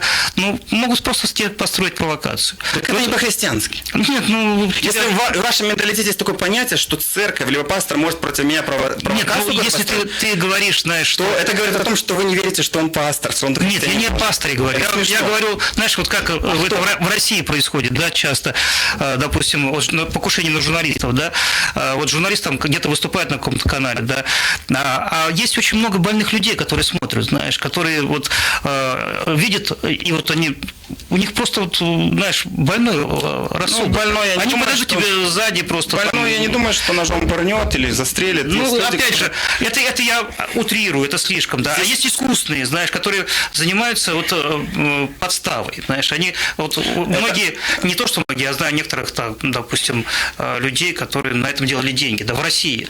Они делали, знаешь, вот подставы, кидали бутылку, там, другой там как-то там уверил, а тот поставлял свою машину, и получалось, что врезался в дорогостоящую машину. Но это спецоперация называется. Ну да. Она вот, требует денег и наемных убийц. ну, опять же, я тебе говорю, что это один из А случаев. значит, за этим стоят какие-то определенные силы, и ФБР будет это расследовать. Ну, опять же, вот будь осторожен, конечно. Дай бог тебе разума, да. И вот ты слишком, конечно, идешь вот в таком вот, знаешь, контексте очень серьезном, потому что всякая информация имеет другую информацию. Поэтому неспроста в суде есть вот такая система, да, схема судья, защита, обвинитель и иногда я не вижу берут ни даже... защиты, ни обвинения, никого здесь Нет, не вижу. ну я тебе поэтому говорю, и что... они не придут. Знаете Нет, почему? нет, Потому что... я в том смысле, чтобы нам понять истину, да, чтобы нам выяснить истину, А да, знаете, в суде надо иметь вот именно понятие, когда все стороны, разворот когда всех человек сторон. подал в суд на кого-то, да, и тот человек не явился в суд. А знаете, как американские суды работают? Ты не можешь просто-напросто подать на человека в суд. Ты должен ему дать, как он называется, не субпина, а, то есть, даже не ты должен дать, а третье лицо, допустим, шериф должен принести тебе лично, тебя зовут Руслан Гуржи, вот на тебя подали в суд, и ты должен расписаться там, и человек, на которого подали в суд, должен расписаться, и только когда он расписался, обратно шериф несет эту бумажку судье, и судья видит, что человек расписался, файлится иск, только тогда, так? И вот так работают американские суды. Нет, я в том смысле, знаешь, что истину понять, да, ее если я не закончил, и вот о многосторонности. И если человек знает, что на него подали в суд, и не приходит на суд, не является, допустим, чувствует свою безнаказанность, либо игнорирует просто, либо, неважно по каким причинам, и заболел, возможно. Истец, заболел, он обязан править, что он заболел, документы медицинские какие-то. Истец, когда приходит, сюда говорит, а где ответчик? Где ответчик? Ответчика нет. Он был извещен. Да, был вот его подпись, вот шериф ему принес. Значит, присуждается, там определенные есть рамки временные, допустим, да, и в любом случае, если он проигнорировал этот суд, причисляется пеня, причисляется штраф, и этот человек признается автоматически по дефолту, по умолчанию виновным. Понимаете? То есть он знал, что на него подали в суд, и он не пришел. Почему? Это твоя гражданская обязанность присутствовать. Нет, ну часто бывает, вот, даже в таких вот в обычных судах, да, когда по дорожно-транспортным происшествиям, да, допустим, ты нарушил, да, и говоришь, я не виновен. Если полицейский не приходит, то ты не виновен. Вот я про это и говорю. То есть и суд выносит вердикт в пользу того, кто пришел. Да. Даже если ты, может быть, и виновен. Понимаете? То есть, когда вот люди мне задают такой вопрос, я подам на тебя в суд. Ну, иди подавай. Чтобы подать на меня в суд, кстати говоря, была такая Ольга Егорова. Кстати говоря, вы говорите, что я про Бондрука говорю и пишу только плохое. Неправда. На Бондрука она подала в суд. Не Ольга, а Егорова, я забыл ее имя, Егорова, Татьяна, кажется, или Ольга, Татьяна, кажется. Она подала на него в суд. Есть ее дистрикт-код, до сих пор, если вы дойдете, проверить тоже мои все слова можете. Она подала на Адама Семеновича Бондрука и его сына, пастора Пашу Бондрука. И он даже не пошел, не дошел к судье, потому что у нее обвинения были абсурдные очень. Она ни одного доказательства. Она ничего не предоставила, просто написала, что он там такой, сякой, и все. Суд не дал делу это. Но потому что они поняли, что это больной человек какой-то. Да, они поняли и правильно сделали. И я не говорю, я не трублю всю. Я сначала действительно написал статью, что подали в суд, потому что я пришел к Адаму Семеновичу Бондруку, он комментарий я не дал. Ну а что мне осталось делать? А потом я пошел к ней, и у нее сделал интервью, и увидел, что она зафайлила и на ФБР, и на Сак-Шериф Департмент, и на Сакраменто Каунти, и на все подряд она подает. Это такое называется как не кляузничество, а сутяжничество. Да? Ну, вообще скажу, что это можно подумать о психическом, знаешь, состоянии, потому что, знаешь, это часто было в России, в Советском Союзе, да, там вообще это было это другой разговор. Писать во все инстанции. Это другой разговор. Есть такие люди. А есть Петя Бондрук, который сидит и правомочно сидит, потому что у ФБР есть доказательства. что он лгал, и он даже, Петя Бондрук, вы говорите, Петя Бондрук был единственный человек из этой всей шайки Кузьменок, который признался на суде. Я слышал его последнее слово, когда звучал вердикт в этом федеральном... Но опять же, мог он признаться, значит, чтобы себе скостить срок там, или какие-то договоренности Нет, имел. ему максимум все равно судья закатал, но он сказал, что я прошу прощения, и даже заплакал. Понимаете? То есть, как бы, когда читаешь эти все судебные выдержки... Не, ну, Руслан, опять же, знаешь, есть такая позиция, допустим, в суде, да, признай свою вину, да, и тогда мы тебе дадим меньше срок, да, или же человек говорит, я не виновен, да, но если ты будешь говорить, что ты не виновен, да, если судья там, и какие-то доказательства будут против тебя, то ты получаешь максимум. Поэтому часто идет человек на компромисс, знаешь, уверенный, что он не сможет доказать в суде свою правоту, он идет на компромисс, чтобы ему хотя бы меньше срок был, он признает свою вину. Что? А как же те люди, которые... он не виноват. Как же те люди, которые потеряли дома? Там же десятки людей, я читал, я могу вам имена привести людей, которые потеряли здесь из нашей Славик комьюнити 38 домов, они делали махинации с 38. Ну, это опять же, это люди, которые потеряли дома. Вся Америка этим занималась. Ну, и что, вы не защищаете людей, которые вот занимались этим делом? Нет, вы посмотрите. Это даже не то, что по это было по закону нормально. То есть это не было по закону. В Америке это... Не, ну как, они не проверяли историю, они не проверяли, как имеет человек работу, не имеет работу. То есть людям давали миллионные дома без проверок каких-либо. И люди, вот обычные люди, там, велферовщики, там, какие-то там санитарки, там, или которые вообще безработные, брали себе миллионные дома. То есть ты же понимаешь, что... Ну, смотрите, если вы будете идти на обочине дороги, будет лежать сумка, там, $100 тысяч будет лежать. Возьмете ее? Чужая? Нет, ну возьму, потом ее отдам. Нет, вот никто не наблюдает, вы возьмете, стоит машина. Прокуратура, кстати, проводила в этом деле такой момент. Если в плохом районе, с ключами в зажигание, в машине будет стоять хорошая машина, заведенная, допустим, да, и открыта дверь в плохом районе, грабитель, который угнал эту машину, считается по закону он и по общечеловеческим каким-то нормам морали, я не говорю даже о христианстве, считается ли он преступником, либо нет?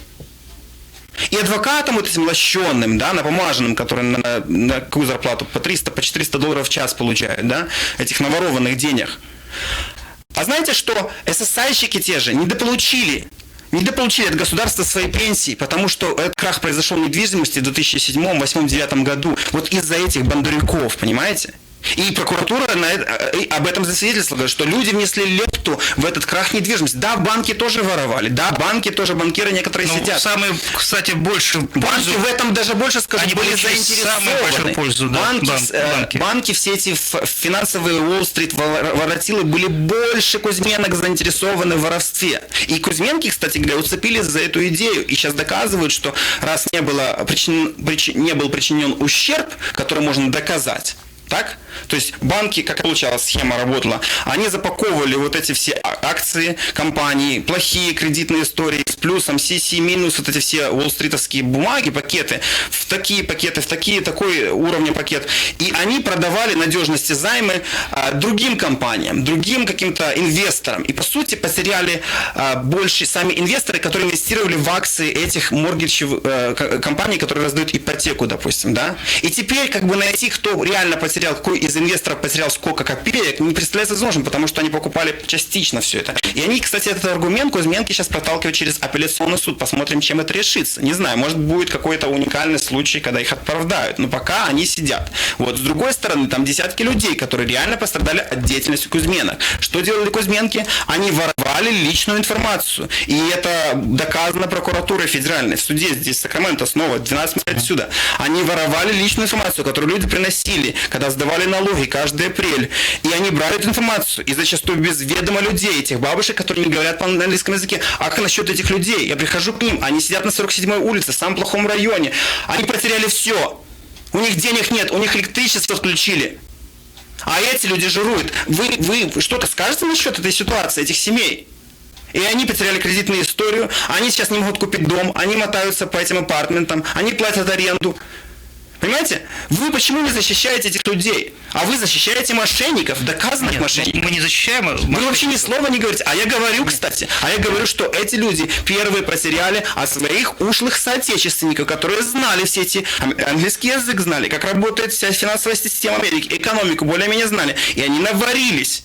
Наварились конкретно цинично и нагло. И поэтому американский суд их прижучил и посадил, и правильно сделал. Ты же понимаешь, Руслан, что многие, когда этот период был, да, многие покупали не один дом, а многие покупали 2-3, а некоторые вообще там по 5 домов покупали себе, при том, что зарплаты у них не было, а дома дорогие. То есть люди сами были участниками этой всей Многие сами схемы, участвовали, да. и они получили по заслугам, понимаешь? То есть Многие, они да, это как сделали раз- то, что они думали, что они наживутся на этом. знаешь. Вора дубинку украл. Да, а получилось так, что наоборот они попали под вот эти А многие, кстати, по этому делу не знали. Они говорили, они в конце на суде говорили, что свидетельствовали, что мы не знали. Они даже не сказали нам, какая финальная сумма продажи дома. Они утаили 150 тысяч, 130, 120, 70 тысяч Ну, долларов. это не знаю, это что-то очень странно, конечно. Вот я сейчас Так. опубликую на днях эту статью. 27 страниц, я полностью детально рассмотрел 2 дела. Паломарчук и Кузьменко. 2 дела там они параллельно идут. 100 тысяч страниц. Я год читал это дело. Год читал 2 этих дела в федеральном суде. Год я потратил только читать. У меня просто гигабайты памяти на компьютере заняты этим делом. Понимаете? И там все подробно расписывается. Буквально через 2-3 дня, дайте мне время, будет онлайн на моем сайте. Это будет большой скандал. Опять скандал. Но пусть они попробуют даже сказать, что я тебе заслужил. Ну, Руслан, а вот с другой стороны, зачем тебе это нужно? Потому что я все-таки при всем моем... Ну, искренне скажи, все-таки... Я все-таки чувствую себя частью Сакрамента. Я не могу сидеть здесь. Ты правдолюб такой, да? Да, я люблю нашу нацию. Или все-таки люблю есть нашу какие-то страну. другое, то, что ты раскручиваешь свой сайт? Может быть и это. Почему бы нет? Они мошенничают, а вы не задаетесь вопросом, они воруют деньги, и вы их не обвиняете, а я просто-напросто зарабатываю пиар, допустим, даже на этом. Ну и что с этого? Ну, я честным образом это делаю, а они бесчестным. Нет, ну я просто... Ну, это работа журналиста. Это... Чем серьезнее... Взаимовыгода есть все равно какая-то. Не, понятное дело, мы же живем. Вы верите в Бога с какой-то выгодой ведь? Или просто так? Нет, ну не то, что выгода. Здесь это Вы тоже чувство. хотите на небеса попасть, вы тоже хотите поесть манны небесной, вы тоже не хотите в аду гореть, как вы говорите. Это выгода. Ну, это своего рода Бог не вас то, что... любит, Бог вас благословляет, исцеляет и так далее. Ну, опять же, я тебе скажу, что в сфере духовной, да, выгода здесь не стоит. Здесь более, знаешь, это как... почему ты любишь свою мать, да? Вот почему ты любишь свою маму? Почему ты любишь своих детей, там, или вот кого ты любишь? Здесь другое, знаешь, Можно вам вопрос задать? другое понятие, здесь не выгода. Если бы Бог не одаривал вас всеми вот этими, как я называю, плюшками, бонусами, там, небесами. Ну, не так это. Ну, если бы гипотетически, да, я задавал этот вопрос Александру Шевченко, он на него не ответил. Уважение к нему у меня к нему исчезло, потому что у меня простой вопрос ко всем христианам. Почему вы верите в Бога? Вот чисто откровенно. Да, сами себе, мне даже не надо отвечать, я сам себе ответил на этот вопрос. Но если бы Бог завтра вас загнал в ад, либо не было небес, либо оказалось, что Бога вообще нет, либо Он не благословлял вас, либо не исцелял, либо не давал вот то, что вы считаете, что приходит благословение с небес, от Бога, не было бы этого. Материально, нематериально. Верили, продолжали вы любить Бога? Ты знаешь, вот Бог как раз-таки... Интересно вопрос. Это не волшебник, понимаешь, это не старый... Нет, вы ответьте, да, либо нет. Я тебе скажу, что Бог именно кого любит, того наказывает. Ага. Знаешь, Бог наказывает, очень серьезно наказывает. Нет Значит, такого... вы готовы в ад на вечность сойти? Нет, здесь опять же другая, вот, знаешь, понятие... Почему? Христос же сошел в ад, правильно? Нет, Христос должен был сойти, это была его миссия. Кстати Потому говоря, что- он на 3 дня только сошел. Да, потому что он именно провозгласил спасение. Ну, вы в аду. готовы ради Бога пойти в ад? Нет, ну я знаю, что я туда не На вечное попаду. мучение. Нет, подожди, вы готовы? Я вам гипотетически задал вопрос. Чисто теоретически ответьте. Ради любви к Богу вы готовы лишиться всего того, что одаривает Бог здесь и там, и сойти в ад на вечность, страдать и мучиться? Ради Нет, Бога. ну это не может быть. Насколько велика ваша любовь? Это как 2 × 2 = 4, не может быть 5. Ну, вы даже не можете ответить на этот Нет, вопрос. это не вопрос, это ты опять же, ты делаешь вилку такую, знаешь, ради Бога войти в ад. Это невозможно. Там, где ад, там нет Бога. Там только... Но вы мне не зло. докажете, что возможно попасть на небеса. Вы тоже не докажете. Нет, ну опять же, это по милости Я Божией. Знаешь, как это гипотетически говорят? вопрос. Гипотетически, я тебе скажу, что это как вот кто родился вперед, курица или яйцо? Кто был Нет, раньше? вы знаете, о чем я, Нет, о чем я ну, спрашиваю. это не то, что ты вот знаешь, действительно, это очень сложный момент, это сложный вопрос, да, вот, знаешь, когда я вспомнил вот первых христиан, да, или вот тот же самый расстрел, когда девочки поставили пистолет к колбу и сказали: отрекаешься от Бога, я тебя оставляю живой. Не отрекаешься, я тебя убью. Вот что-то подобное, да? И она говорит, что нет, я не отрекаюсь. Он стреляет ей в лоб. Ну хорошо, завтра вам предложат $100 000, миллион. Это невозможно предсказать и сказать вот так в такой, значит, беседе. Это секунда. Ну хорошо, это простой вопрос каждому человеку в Сакраменто. Каждому. Пусть сам все ответит, мне не нужно отвечать. Я давно ответил, и мне не интересует, как каждый реагирует на это. Мне просто интересно, лидеры религиозные Сакрамента, пусть ответят. Не надо такими глобальными фразами даже бросаться. Придут к любому человеку в Сакраменто, провозглашающему себя верующим, и предложат не вечный ад за любовь к Богу, а $100 000, миллион, миллиард, всю землю. И пусть он сам себе ответит, гипотетически, готов ли он предать свои идеалы веры христианской в Бога. А я вам говорю, что снова привожу примеры, что многие действительно за 100 000 или даже за 10 000 отвергли. Они говорят, но есть и многие, которые мы любим нет. Бога, и мошенничают, и берут деньги, и взятки дают друг другу. Руслан, вот опять ты слишком, знаешь, все обобщаешь. В Советском Союзе было очень сильное преследование верующих. Очень многие шли в тюрьмы. И тоже был у них выбор: идти в тюрьму и не идти. То есть договориться со следователем, быть стукачом, стучать на своих братьев и сестер и не идти в тюрьму, или пойти в тюрьму и опять же там, как говорится, получить все это. Да? Это, я тебе скажу, что моменты вот эти жизненные, да, они очень... Множество вот таких примеров есть, когда солдата убивают за то, что у него на теле крестик, и говорят ему: сними крест, мы тебя оставим живым. Он выбирает то, что я не отрекусь от веры, я буду со крестом. Они его убивают. Знаете, есть случаев таких, которые человек решает в первичный момент. Предание. Я прихожу к тому... Это не предание, это предание. Это предание советских времен и всех остальных. Я прихожу к тому, что я не верю моим родителям, я не верю в моей церкви, я не верю людям, которые говорят, что вот нас гнали, есть столпы верующие. Покажите мне сегодня столб верующих. Здесь и сейчас, в этом городе, 5 человек, лидеров славянских церквей, которые не воруют, не обманут, не благословляют наркотики. Вы знаете, что в церквях... прямо благословляют наркотики, прямо сказал. Я вам называю именно... благословляют наркотики. Я вам называю именно... Можете пойти проверить. Ты знаешь, что такое благословляют наркотики? Я вам объясняю, как. Я вам объясняю, как. В нашем городе есть такая личность, называется семья... Я забыл, как их зовут, но семья Трач, которая владеет, если знаете, Citrus Plaza Market. Там есть целая семья, брат и 2 брата. Я забыл, как их зовут. Но дело в том, что сын одного из них, Даниил, поехал в Техас за марихуаной. Вот он был дилером, да?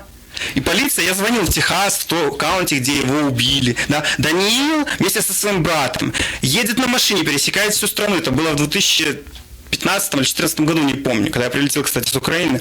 Я поразился просто, что никто не задает вопросы. Он едет через всю страну со своим братом в Техас. И в каком-то каунте, там непонятно, Уоллер каунти, где боком забитым, где телефонная связь даже не работает. Они назначили встречу с афроамериканцем, который продавал марихуану, которая шла, видимо, из Мексики.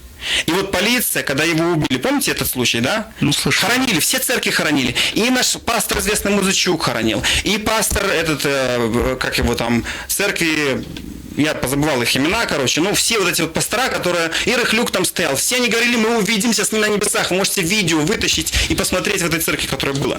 Я удивился просто, но я не знал, что они везли в Сакраменто. Они везли в Сакраменто нашим девочкам марихуану. Это было еще лет 5-7 назад. И я когда подошел и говорю: от чего он умер? Мне интересно. Никто мне не ответил. Они все отворачиваются, они все знали. И они все эти слова пастора говорили со сцены. А знаете, как это называется? Прикрытие. Прикрытие. А знаете почему? Потому что они получают деньги. Опять же, Руслан, ну ты обобщаешь. Это факт. Не люблю я того, что ты... И пусть они мне подадут на мои слова. Нельзя обобщать. Ну нельзя. Они не подадут, знаете почему? Потому что они получают деньги от этих бизнесменов. Потому что они приходят, ну как мы можем похоронить этого спонсора? Они хоронят своих детей, они циничные, наглые люди, это твари, это не люди даже. Как можно? Я задаюсь, у Бондрука умирает внук, у Бондрука сидят, а он набирается наглости. Потому что, а Библия, давайте почитаем Библию, откроем Библию, написано, епископ должен быть каким? Семья епископа должна быть примером. Это ваша Библия говорит, я вашей же Библии сейчас, вам утру нос. В Библии говорится, что епископ должен быть каким? Руслан, но опять же, каждый... А он не такой. И вся Вифания сидит и зевает. И никогда вы не услышите это слово. Знаете почему? Потому что там пропаганда, потому что там цензура, потому что там мошенничество, потому что там деньги большие, миллионы, десятки миллионов долларов отмываются через эту церковь. Я за свои слова отвечаю. Я скоро опубликую ряд таких расследований громких, где не все не только ерзать будут, а я надеюсь, придут их арестовывать. Ну, опять же, Руслан, если мы боимся Бога, да, если мы говорим, что они не боятся совершаем, Бога. да, ни черта не Бог. Каждый человек даст отчет перед Богом. Знаешь, есть, как говорится, суд земной, а есть суд небесный. Каждый человек предстанет перед Богом, и каждый человек будет отвечать за суд свои... сначала будет земной. Часть уже сидит, вот этих вот священников, мошенников. И часть будет еще сидеть, я надеюсь. Если их вина будет доказана. Знаешь, что, опять же, если они виновны, то действительно они должны быть сделаем все, наказаны. чтобы вина была Но опять доказана. же, есть суд и небесный, понимаешь, он более, как говорится, справедливый, и каждый получит... Ну, вот этим и манипулируют они. Есть суд небесный, а сами окружили себя адвокатами. А у самого крупного пастора есть визитка адвоката есть. Он всех посылает своих, к нему приходит, они говорят, верните нам наши деньги. Вот, звоните нашему адвокату. По бумагам все чисто. По бумагам все чисто. Но человек даже не читал договор, контракт. Реально таких случаев просто масса, просто на сотни, на миллионы, я снова говорю, будет следующее исследование из церкви Вифания, там десятки миллионов долларов прошли. Я за свои слова снова отвечаю. Там люди до сих пор плачут, потому что афера за аферой, афера за аферой. И они окружили себе дорогостоящими. Я видел, эти адвокаты по $450 в час получают. Это циничные, светские, наглые, извините, твари, которые готовы защищать дьявола. И они говорят, кстати, в деле Бондрука смешные вещи происходили. Вот реально цитата. Адвокат говорит, отпустите Петра Бондрука. Было там 30 дней до 25 декабря, до Крисмаса, до Рождества. Отпустите, это 2015 год. Он должен помогать отцу в церковном ритуалах, как-то он так сказал. Можете себе представить цинизм этих людей, которые манипулируют церковью? Пишут письма от церкви и говорят, отпустите этих людей. Нанимают украинских политиков, нанимают того же, дают им деньги, скорее всего, ну, бесплатно же, наверное, да? Почему-то ко мне они не пишут, к вам они не пишут, я надеюсь. Понимаете? То есть это люди коррумпированные, которые знают, что они делают. И все равно продолжают давать сотни тысяч долларов выбрасывать на адвокаты, нанимать людей и заниматься вот такими делами. Это все задокументировано. И Бондрук Адам Сергеевич мне ничего сейчас не скажет, потому что он даже не присутствовал в суде. Понимаете? Возьмем вторую проблему – педофилия. Педофилия в церквях. Вы хотите поговорить? Давайте поговорим. Я тоже не боюсь, что на меня Бондрук подаст в суд, потому что один пастор уже сидит, Бондрук его покрывал. Звонили мне, Алексей Трухан звонит на днях и кричит, Руслан, он не виноват. Я говорю, Алексей Трухан, пастор моего отделения 14-го, где я раньше был. Алексей Трухан, а вы были в суде? Вы со следователем говорили? Вы хоть вердикт слышали? Нет. Вы доказательства видели? Нет. А что же вы его защищаете? Вы эксперт, что ли? Вы видели слюну, снимая ДНК этого Мирошниченко с этой ляжки девушки? Вы видели эти фалоимитаторы? Вы же ничего не знаете, ничего не видели. Вы верите, и вы вот эту клюкву, да, вот эту ложь распространяете в своей церкви. Вы занимаетесь как раз-таки пропагандой и криминалом. Вы покрываете криминальных людей. А что завтра, если будет твою девочку, он изнасилует? Ты тоже будешь ее защищать, да? Я не хочу, чтобы мои дети будущие, да, вот попали в руки таких пасторов, педофилов в рясах. И я не позволю. А знаете, почему это происходит? В 1988 году, 1998, кажется, году или 9 году в Санта-Роза Каунти Петр Бондарук был арестован. Тоже за насильственные дела по отношению к американцам. Она подала на него в суд. Санта-Роза Каунти, Сакраменто от Сан-Франциско находится на север, буквально в час езды, 45 минут. Поехал, взял дело, распечатал, показал, все. Тоже его судили. Он сидел, Петя Бондрук, он находится в Sexual Database, Offender Database, федеральная датабаза. Он на всю жизнь имеет пятно. Он не имеет устраиваться нигде, ни в церкви, ни в детском саду. Он жить даже рядом не может с детским садом.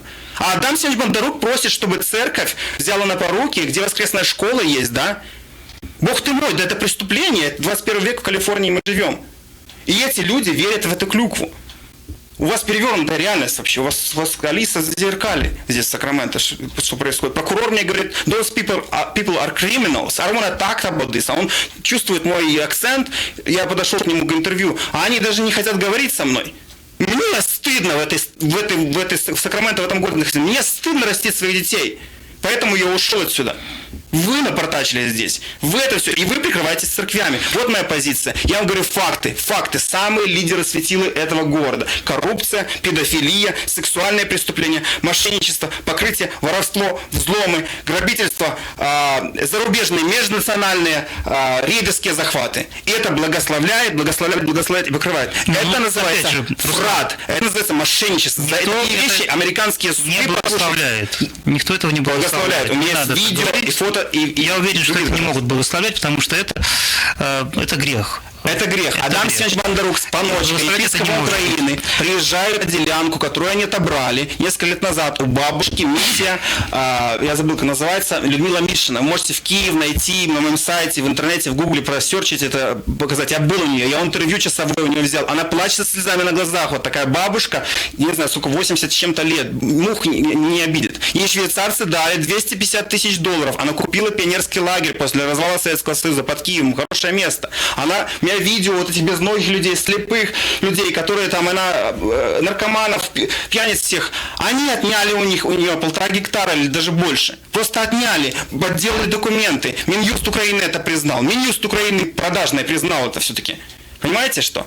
И приезжает Адам Семенович Бондарук с Планочка, они благословляют эту отнятую землю. Есть воззвание к церкви Вифании. Вы не читали в интернете? Есть десятки людей, которые знают это, и свидетели, которые рассказали это, и я еще выложу остальные доказательства. А вы говорите никто. А Адам Семенович Бондарук приезжает и покрывает рейдерский захват. И он знает, что это рейдерский захват. Он просто не знает, на что надеяться, что якобы прокатит, либо там в Украине никто не будет. Ну, ты слишком прямо заострился на Бондаруке, знаешь, мне кажется, прямо что-то прямо вот у вас где-то, может, между вас пробежала какая-то черная кошка. Я прямо скажу, что так прямо ты на Бондарука? Нет.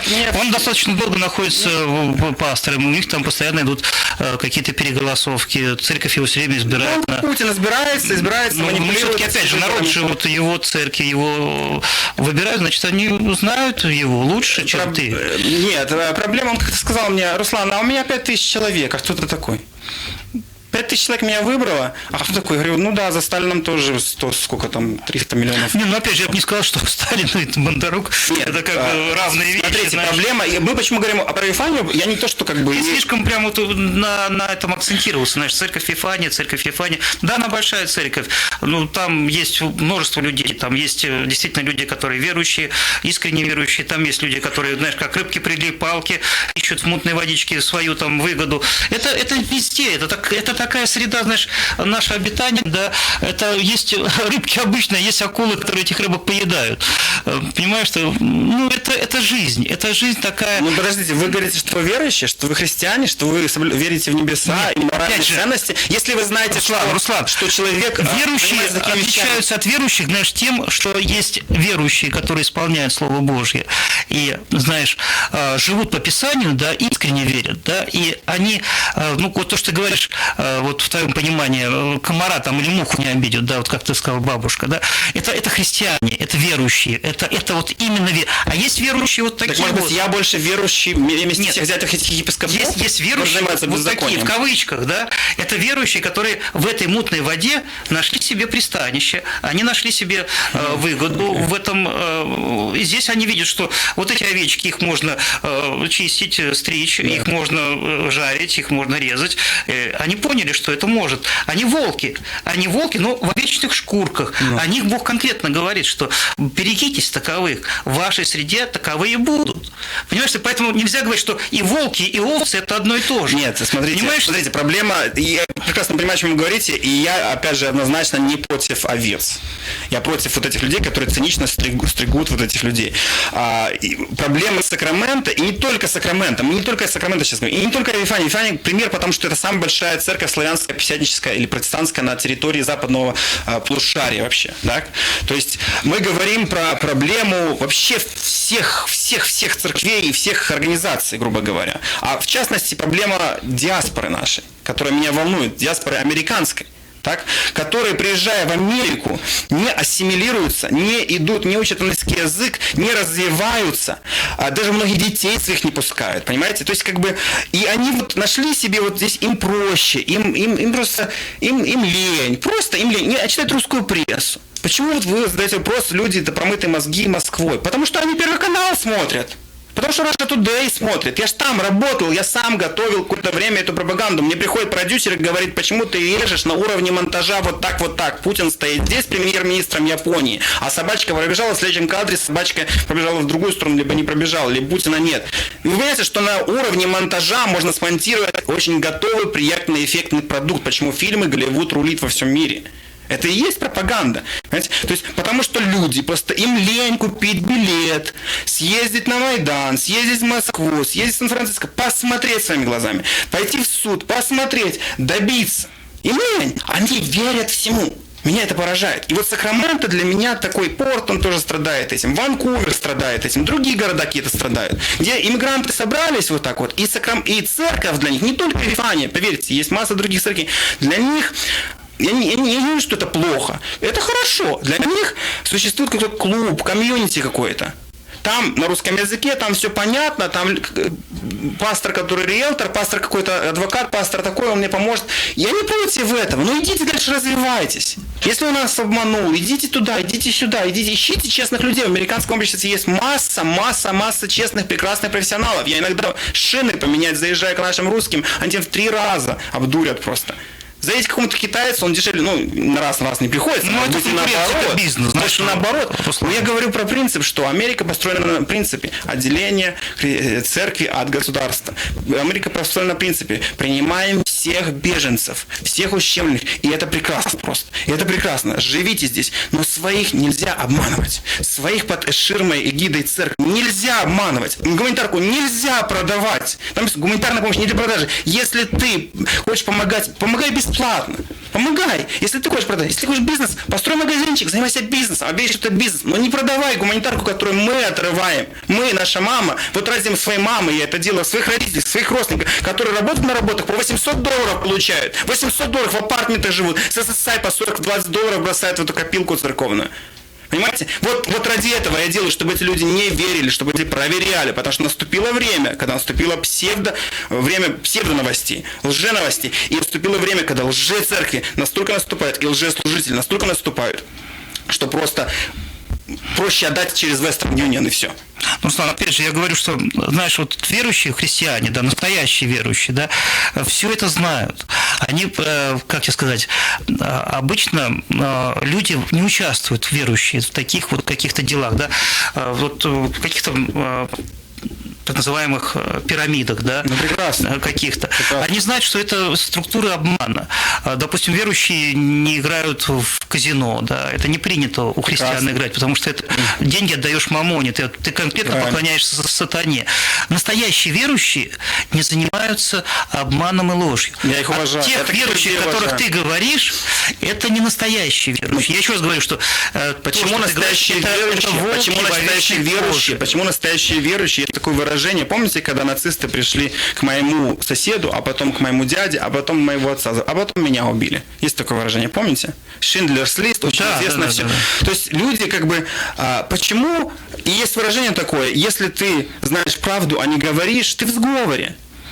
Ты либо трус, либо в сговоре, либо тоже берешь деньги у этих людей, косвенно, либо прямо. Вот вы мне задали вопрос, а если пришли 100 тысяч тебе дали, или миллион дали? Мне пока миллион не предлагали, но 10 тысяч предлагали, чтобы я продал свой голос. Я не продал, сейчас этот человек сидит в тюрьме.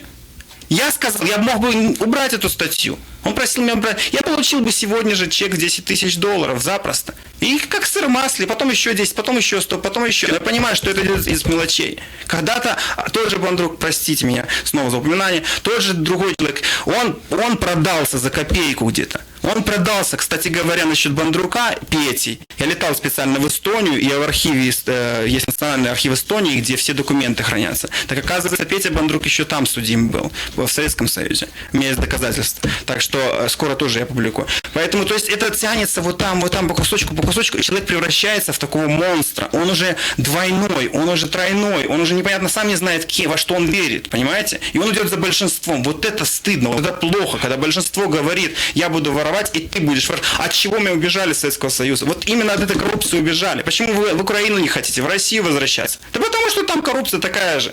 Понимаете? Поэтому Сакраменто я рассматриваю как конклав людей, которые согласились лгать друг другу. Где эти люди, которые как Шиндлер стали, или как вот это, и стали и спасают людей, спасают этих детей, своих же детей?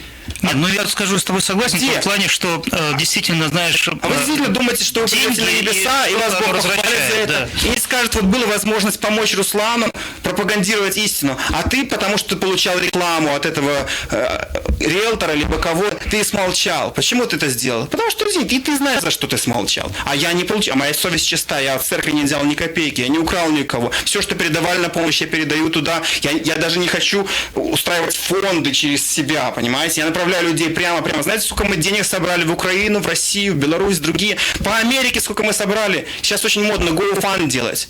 Сделай GoFund, он берет всего 1,5%.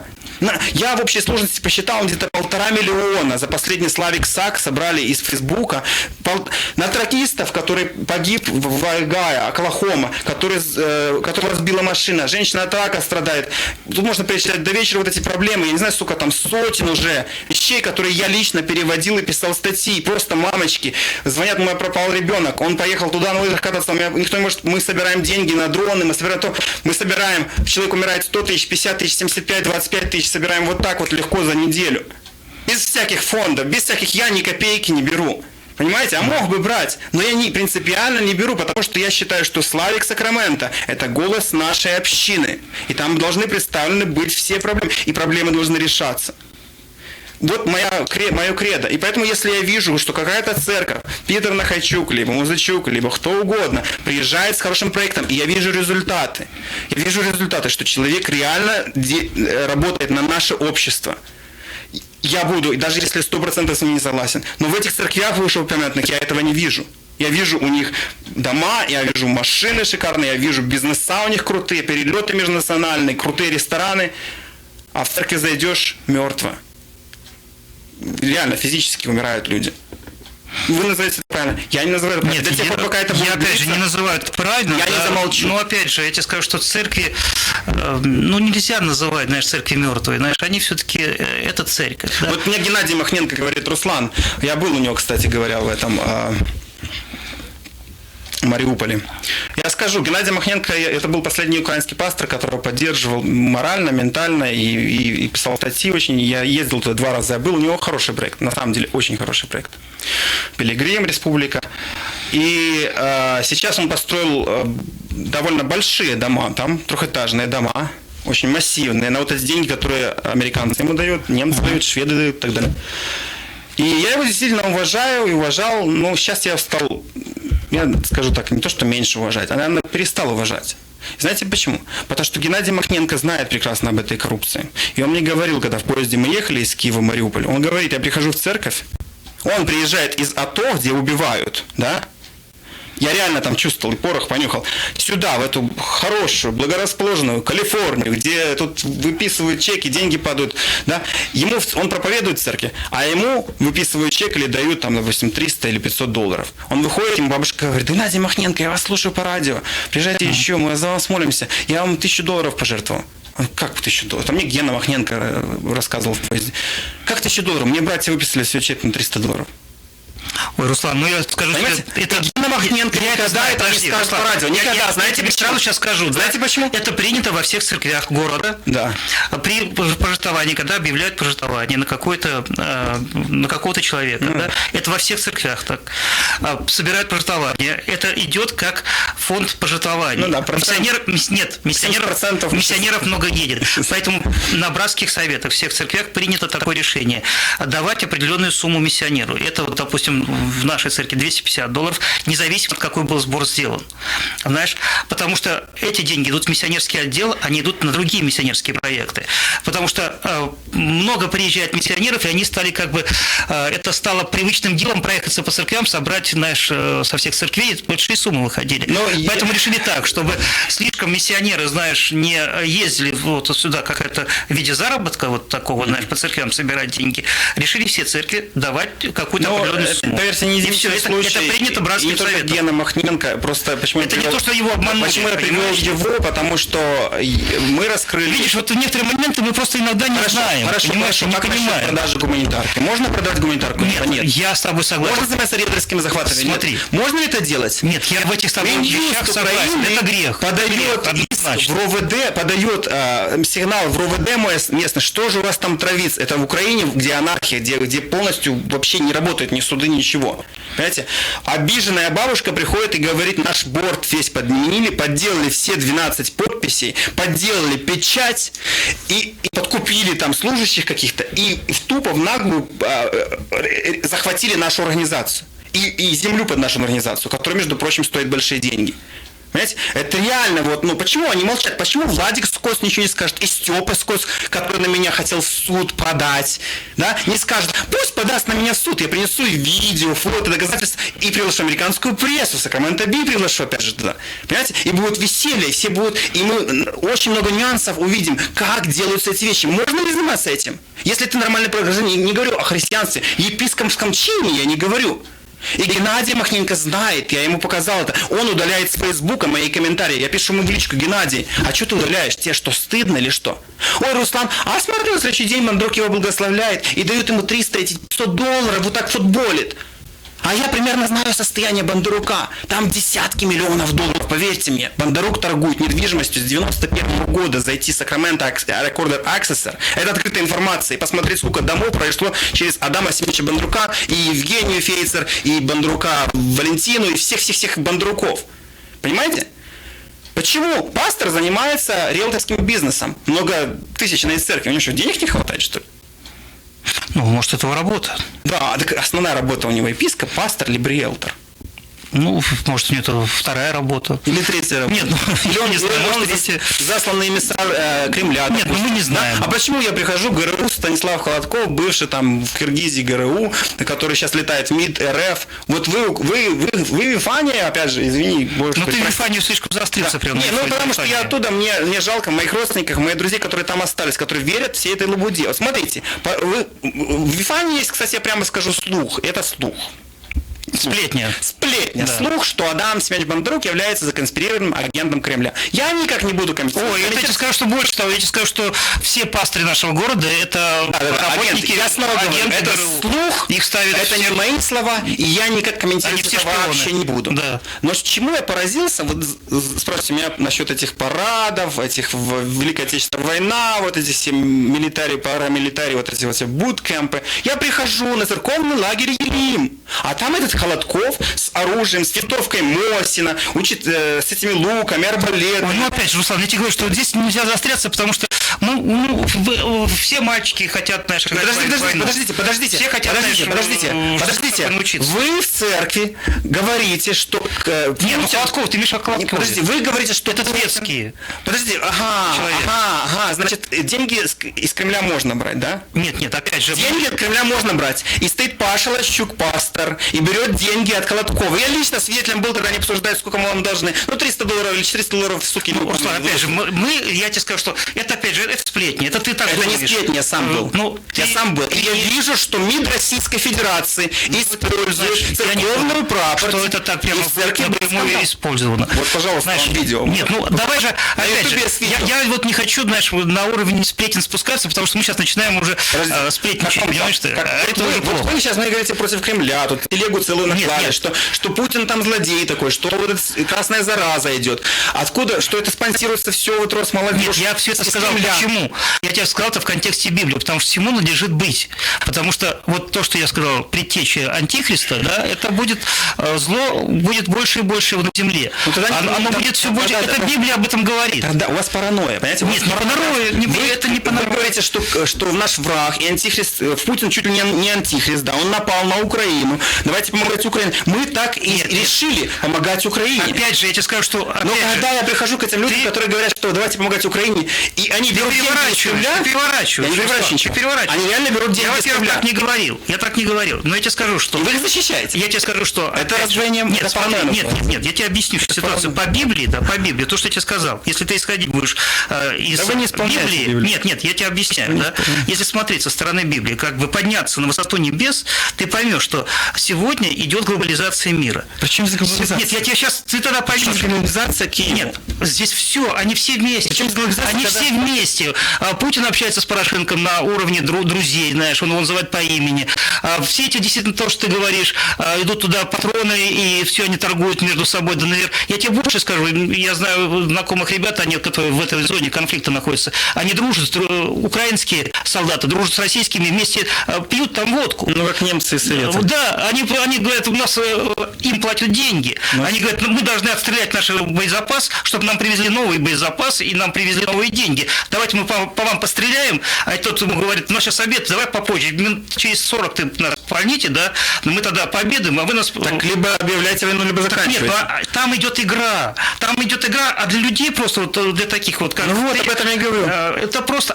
Они здесь идет игра. Они делают деньги. И здесь делают деньги. Один источник – это деньги. Деньги – это зло. И вот здесь делают деньги. Правильно. Игра. Опять же, играют в церковь, это не значит, что это верующие люди. Я их разоблачил. Но самое страшное, что вы этому противите. Самое страшное, что вы знаете, что я говорю правду. Пол Сакрамента знает, что я говорю правду. Они знают, что это правда, но продолжают играть в этот театр. Вот это самое страшное.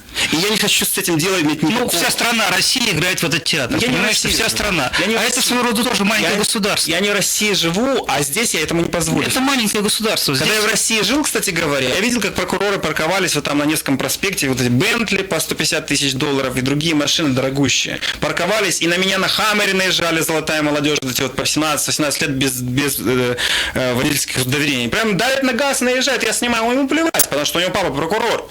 Понимаете? Я от этого из России, из Беларуси, из Украины сбежал. И половина, даже больше Сакрамента, 99% Сакрамента сбежала.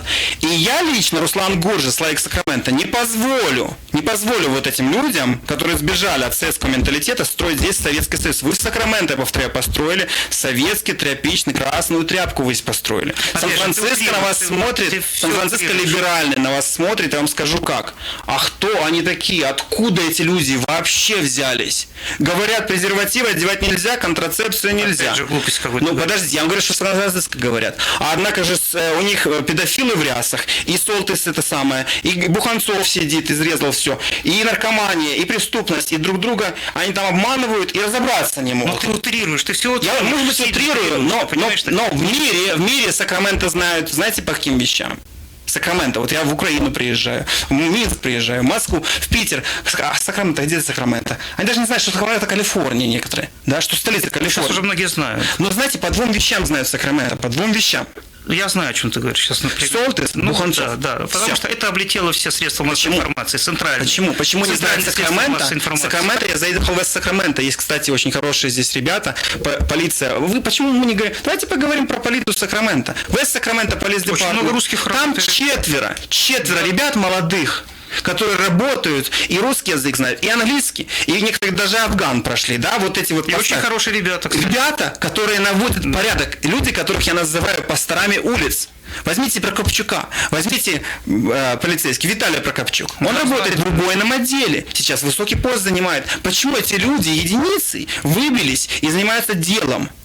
А их, кстати, многие ненавидят, потому что меня штрафовали. А что он должен был сделать, если ты завтра можешь ехать также в пьяном виде и убить ребенка? Ну, не знаю, кто их ненавидит, это просто, нет, знаешь... реально есть... Я опять же говорю, что да... А вот есть люди, которые... Нельзя все объединять в одну кучу, знаешь, нельзя. Надо просто вот разделять мух от котлет, но, знаешь, к сожалению, я нейтрально говорю, к сожалению, я пропутешествовал по этим странам, вот этих людей Прокопчука знаю, да, по моим репортажам, опять же. У меня, знаете, сколько звонков получил от украинских каналов, российских телеканалов, американских, которые говорят, можно использовать твой футаж, можно видео, можно текст брать, вот это использовать. Но это, я ищу просто, что найти такое монументальное, хорошее, что вот прогремело по всему миру, что Сакраменто пожертвовало 100 контейнеров на Донбасс. И не разворовали ни тряпки.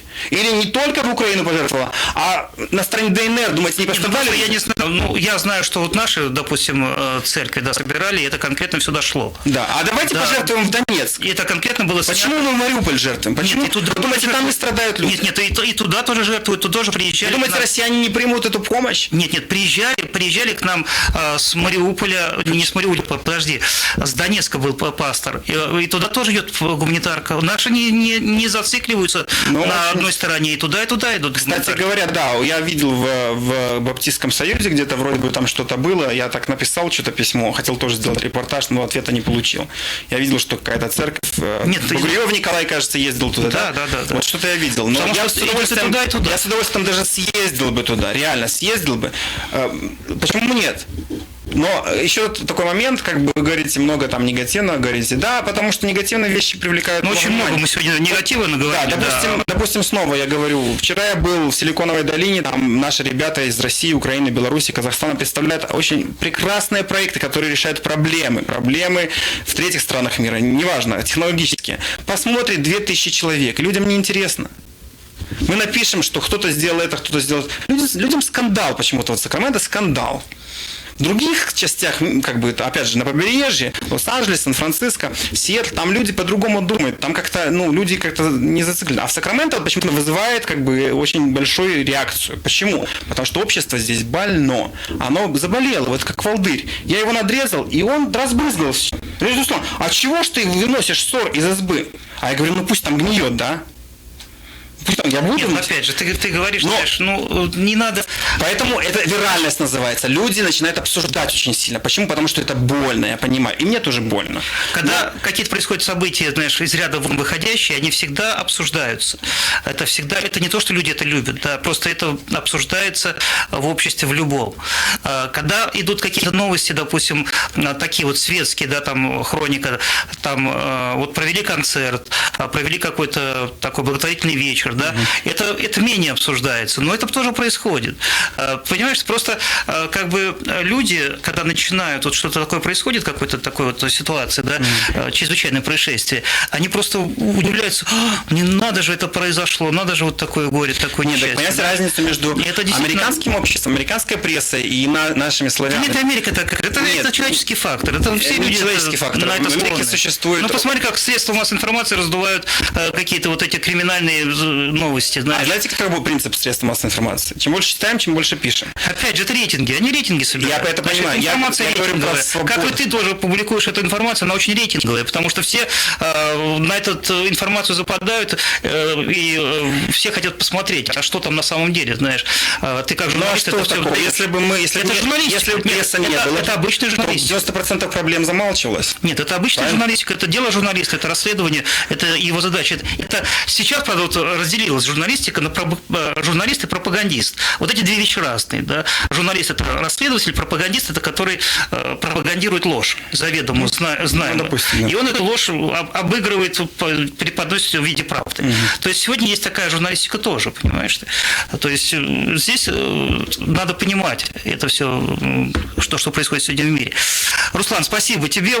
Ты много, конечно, сегодня наговорил. Даже не знаю, как мы с этим материалом будем публиковать, но мы шли в открытом эфире. Многие, думаю, смотрели нас на Фейсбуке, смотрели, думаю, и на Ютубе мы тоже шли там в трансляции, и по нашим тоже, по всем каналам шли сейчас трансляции. Но действительно, знаешь, я переживаю за тебя, брат, то, что все-таки ты, чувствую, ты переживаешь это сильно, очень внутренне. Да? За себя и своих детей.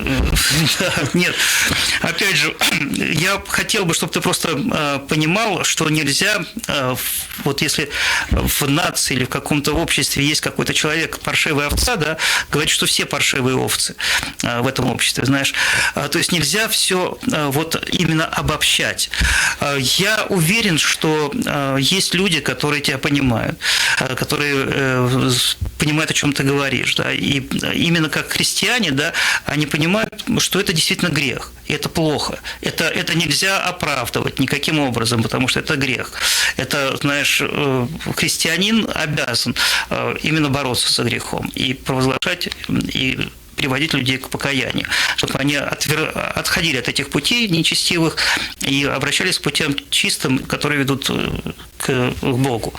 То есть будем надеяться, что все, что ты сказал, тем, кому надо, услышали, те, кто не знал, узнали, познали, и они примут вот какие-то меры, чтобы себя огородить, чтобы не быть обманутыми. Ну, давайте я сделаю заключение. Давай это буквально, тоже, да.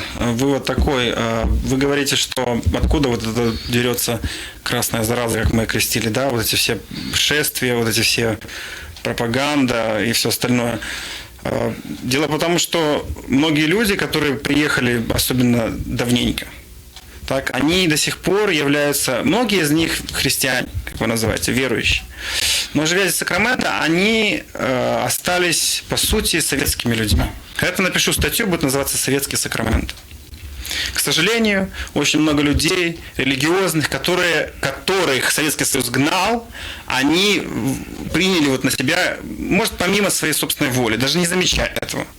Авторитарный стиль правления в церквях, патриархат, все остальные вещи, в том числе коррупция и двоемыслие, что называю.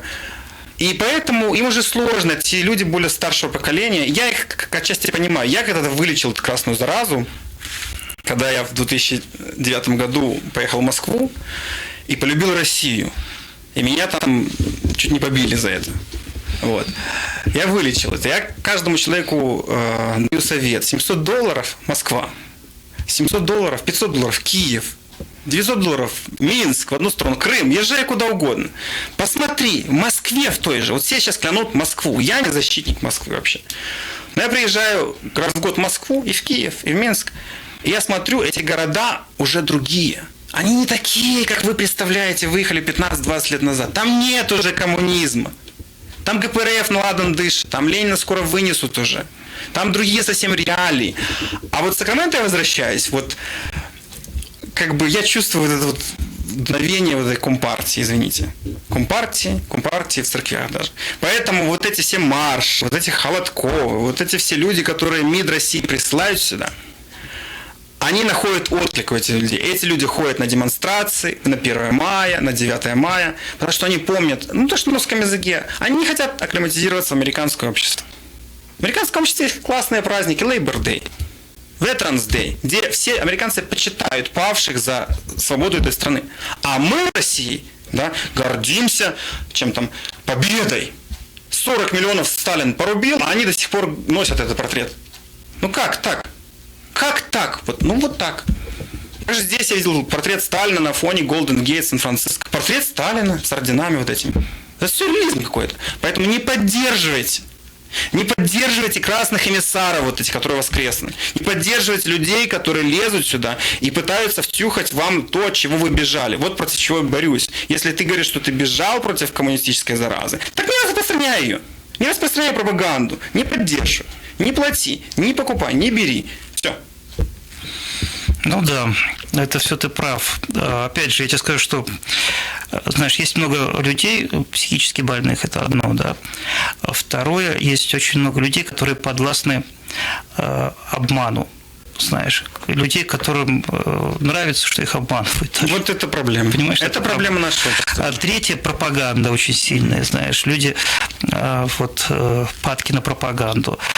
Я тебе скажу, что вот даже мои родители, которые смотрят российское телевидение, когда я начинаю то, что примерно ты говоришь, они мне говорят, что ты Бандера, знаешь, на меня, что я вот, знаешь, на стороне вот бандеровцев и так далее. Ну, опять же, знаешь, журналисты, как бы вот люди, которые находятся в информации, да, которые понимают, что такое информация, как ее изучать, как ее проверять, как ее, опять же, преподносить, мы как бы видим между строк лучше, да, чем люди, которые, знаешь, слушают радио какое-то, и они уже по своей привычки, они доверяют радиоприемнику больше, чем кому-либо. Знаешь, радио сказала, да, они сказали, они не могут врать радио не может врать, они не могут говорить неправду. В их понимании это именно так. Понимаешь, потому что это радио, это телевидение, они говорят только правду. И поэтому они вот подвластны этому влиянию пропаганды. Но опять же, то, что ты вот сегодня сказал, да, оно это действительно имеет место. И возможно, что надо как-то с этим бороться, как-то с этим надо... Говорить истину, говорите правду. Да, надо... Не лгите, в ущерб себе не лгите. Об этом говорит Библия. И об всё. этом говорит Библия. Обличайте. Именно говорите грех, что это грех. Именно убирайте людей, которые греховодят, которые занимаются грехом. Их нельзя оправдывать, таких людей. И если ты оправдываешь, значит, ты соучастник этого греха. Ты участвуешь в этом грехе. Если даже церковь оправдывает греховность пастора, она соучастница его грехов. Она участвует в его грехе. То есть это тоже падает на всю церковь. То есть вся церковь. Почему сатана именно так, ополчается против столпов именно таких, которые пастыря, да, епископы? Он именно больше всего на них посылает искушение. Он очень искусно посылает искушение. Он знает, как человек, знаешь, на что он будет падки. Я тебе говорю, ты, допустим, говоришь, мне 10 тысяч давали, я не пошел. Но тебе, если бы дали бы больше, это 10 тысяч на какой-то цифре бы, ты все равно бы сломался. Понимаешь, это человеческий фактор. Посмотрим. Дай бог, чтобы это не произошло. Но, опять же, вот ты сказал такой момент, да, в вот этой беседе, да, вот что бы ты сделал бы, если бы тебя Бог направил в ад? Как бы такой, знаешь, этот вопрос, он противоречит самой тематике. Но есть действительно множество людей, которые ради истины, ради того, что они христиане, шли на смерть. И это вот первые христиане, знаешь, я вот смотрел такой фрагмент, не знаю, это рекламный ролик был или что, знаешь, когда христиан на арену вот эту цирковую, да, выставляли там, они с детьми там, и вот вся публика, знаешь, там вся в предвкушении зрелища смотрит, сейчас как выведут львов, и как они будут терзать этих христиан, которые встали, знаешь, в круг с детьми, обнимают, и вот львы выходят, знаешь, туда, и каждый вот лев принюхивается сначала, смотрит там, какую жертву выхватить из этой толпы, и начинают выхватывать. И вот они там ребенка передают, чтобы как-то его, знаешь, знают все равно, что львы сожрут, знаешь, всех. И как бы они этого ребенка там не прятали, все равно они его сидят. Но никто не отрекался от Бога. Они знали, что это их участь. И в молитве шли в небо к Богу, знаешь. Вот искренние верующие. Те, которые, когда представляют пистолет к голове, отрекись от Бога. Нет, не отрекусь. Отречешься, я тебя оставлю живой. Нет, не отрекусь. Убивает. А другой отрекается, проходит мимо. Отрекись. Нет, убивает. Понимаешь? И это сегодня по всему миру. Христиан сегодня по всему миру убивают. Настоящих христиан убивают. Вот мы видим в арабских странах, знаешь, детей обезглавливают, ложат головки в пирамидки, знаешь, там. Это дети христиан. Сжигают в клетках живьем. Христиан, отрекитесь от своей веры. Идите в мусульманство. Примите мусульманство. Нет, они не отрекаются. Вот истинные христиане, а не те, вот, знаешь, верующие. Это не значит, что верующие. Все называются верующими. Сегодня популярно носить крест на пузе, и чем больше крест, знаешь, тем ты больше верующий, что ли? И чем больше цепь золотая, тем ты, значит, больше Бога любишь? Нет, не так все это. Поэтому нельзя говорить, что все верующие такие. По делам их узнаете. По делам узнавайте. Пример с первых христиан. Вот я только за это, я буду вас уважать. Я тебе говорю, что да, это правда. То, что ты говоришь, это имеется, да, но опять же, должны быть христиане в этой среде, которые должны возвысить свой голос и сказать: нет греху, и все. И всем сказать, открыть глаза. Я помню, у нас такие моменты были в церкви, когда церковь, знаешь, такая вот полуспящая состоянии, вдруг находится 1-2 человека, которые выходят и говорят: братья, сестры, что ж вы делаете? Вы что творите? Знаешь, и все начинают так просыпаться. И все: да, а что ж мы действительно натворили-то? Что ж мы тут творим-то? Что ж мы соучастники такого вот греха становимся? То есть это должна быть жизнь христианина. Такая, чтобы обличать грех, чтобы не впасть и не быть соучастником греха. Дай Бог нам, конечно, все это понимать, дай Бог нам различать, да, все это. Благодарим тебя, Руслан, благодарим тебя за то, что ты вот трудишься, да, конечно, вот жалко, что ты вот чувствуется у тебя разочарование такое большое, знаешь, в христианстве, но, надеюсь, все равно Бог тебя любит и Бог тебя ведет. В таких людях, которые... в таких людях, они камни преткновения. Знаешь, я тоже очень много встречал в своей жизни таких камней, да, ну как-то я себе поставил задачу, чтобы не Бог как-то сказал, не притыкайся ко мне об эти, перешагни, за них, они сами будут отвечать за себя. Если бы здесь было 10 христиан, то город был бы другой. Но я не вижу 10. Ну, я не вижу. Есть. Я Я уверен, что есть. Просто вот в этом и вся проблема. Бог тебя откроет. Я уверен, что Бог тебя откроет. Подожди, не торопись. Бог тебя откроет. Всех нужно на фронт отправить, там под дулом пистолета быстро езжать. Ой, да. Ну, это, знаешь, верующих, кто не верующих. Это тяжело. Это, знаешь, это очень тяжело. Я тебе скажу, что мы даже не знаем, вот я тебе скажу, что вот ты задал этот вопрос, да, но это доли секунды, когда ты решаешь в своей голове, знаешь, вот доли секунды. Это когда, знаешь, человек видит, что кто-то пытается, или кто-то попал под поезд, да, и вот поезд уже доли секунды, да, и он прыгает с этим человеком, да, чтобы его выбить из этой колеи, но сам он попадает под этот поезд, да. Человек не думает, что что зачем ему это нужно. Ну, идет поезд, ну, задает этого человека, ну, зато я буду живой. Но он просто прыгает туда, значит, спасает другого. Понимаешь, это доли секунды. Здесь нельзя говорить, как бы я поступил, понимаешь, как бы я поступил бы в том или ином случае. Невозможно предсказать. Ты это не предскажешь никогда. Потому что ты вот здесь доли секунды решают все. Вот как тебе сказать, это вот... Не совсем. Если человек решил, он ментально готов к этому, он это сделает. А если человек... Вот, не всегда. А если человек такой, он будет вот брать деньги там, где нельзя брать деньги, будет подкупать там, где... А если у человека есть принципы, я снова возвращаюсь к этим принципам. Мой дедушка сидел 2 года за то, что он не взял оружие в советской армии. 2 года. Он был верующим.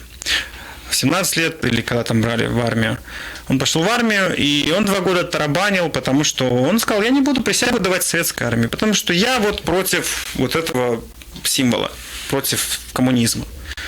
Я это уважаю. Я это уважаю за то, что, опять же, нам приводят примеры людей, которые по 25 лет сидели в ГУЛАГе и так далее.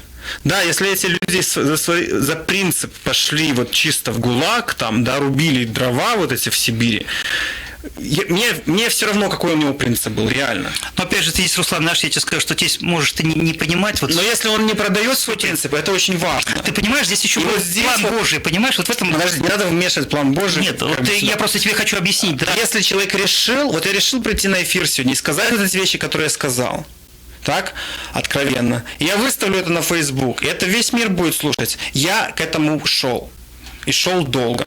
И шел, и решимость у меня большая. И не только это видео записать, и еще и другое, и так далее. Потому что я уверен в том, что я говорю. Это моя жизнь. Но опять же, Руслан, вот, дай Бог тебе мудрости. И когда мне скажут, ой, там случайно что-то сболтнул. Да не может быть случайно. Не сможет быть, что Сельская случайно дважды на одну проститутку попался. Ну не может, он там бургер покупал. Но это не случайно. В суде, здесь даже в земном суде, если вы надеетесь на большую справедливость на небесах, то в земном суде тебя так рассмотрят в американских судах. Со всех сторон, с твоего детства, что ты пришел, найдут любой evidence, любое доказательство, где-то ты что-то сказал, где-то что-то написал в Фейсбуке, где-то что... Они все вытащат, понимаете? Адвокаты все вытащат, прокуратура все выпотрошит. И невозможно сказать, что он нечаянно взял $100 000. Да нет же, американский суд, тот же американский суд, за нечаянность не дает сроки. Я же знаю, как оно действует. Был заговор, была умышленность. Понимаете? Сговор. Руслан, я все понимаю. Вот, ты уже повторяешься уже. Да, знаешь, так что повторяться здесь. Уже время, знаешь, да, просто мы уже, знаешь... Случайности не бывает. Я с тобой согласен. Не да, бывает. Абсолютно с тобой согласен. И либо ты на стороне добра, да, либо ты... Две стороны. Или ты на стороне добра, или на стороне зла. Да, то есть ты или на стороне Бога, или на стороне дьявола. Да, так что давайте лучше на стороне добра. Вот поэтому, да, я с тобой согласен. Ну что ж, Руслан, благодарим тебя за участие в этой программе. Конечно, программа была острой, очень острой. Я обычно не сторонник называть имена, фамилии или церкви, да, но в этой программе все это прозвучало. Конечно же, это очень будет программа такая, очень, мне кажется, даже не знаю, как ее назвать, но не то, что скандальный, но какой-то будет, наверное, такой своего рода. Благодарим тебя, Руслан. Ну, опять же, я хотел бы, чтобы ты, конечно же, был христианином, все-таки пришел к Богу, и твои вот эти... Я не понял. А вы не считаете неверующим человеком? Ну, я больше верующий всех вас. Нет, я просто вижу, что ты... Если судить по делам, разочарование. Я правдоруб, я говорю правду, я не лгу, не беру деньги, не беру взятки. Нет. Не мошенничаю. А вы называете меня не христианином? Нет, вот именно против этого я сейчас борюсь. Нет, я больше христианин, чем вы все вместе здесь, потому что вам стоит воздать, если это будет в эфире, я вас назову тоже христианином. Нет, это все будет в эфире, да, я тебе гарантирую. Но если этого не будет в эфире, вот тогда мое уважение пойдет. Нет, это все будет в эфире. Я просто хочу тогда сказать, вы со мной тоже станете за правду, за истину, я за христианином. Опять же, я за истину и за правду, да, за то, что грех называть грехом, а именно неправду неправдой, да, черное называть черным, а белое белым. То есть я на стороне истины, а истина – это есть Бог. Аминь. То есть это однозначно. Что ж, Руслан, благодарю тебя и всего самого лучшего. Вам тебя Господь и даст тебе мудрости во всем поступать мудро. Уважаемые слушатели, напоминаю, что вы слушали программу «Встреча в студии». У нас сегодня был главный редактор в такой странице в интернете «Славянское Сакраменто» Славик Сак. И вы можете тоже там посмотреть, там множество статей, множество документов, вот о том, о чем говорил Руслан, это все подтверждено документами в его этой веб-странице. Он, конечно же, такой правдолюб, дай Бог ему здоровья в его труде, и чтобы еще действительно была еще мудрость такова, действительно на всю волю Божья. Если это все звучит, если все это идет, значит, это не Руслан говорит, это Бог обращается к вам и говорит, что ж вы, дорогие друзья, вот так вот потихонечку в этом кипяточке-то водиться пока еще, который подогревается, а потом превратится в кипяточек, который вас потом как раз-таки зажарит в этот кипяточек. Что ж вы там варитесь и не думаете об этом? Поэтому давайте задумаемся над тем, что в нашей жизни есть правда, что есть истина, и где мы, на какой мы стороне. Всего вам самого лучшего. С Богом. Поставите в эфир.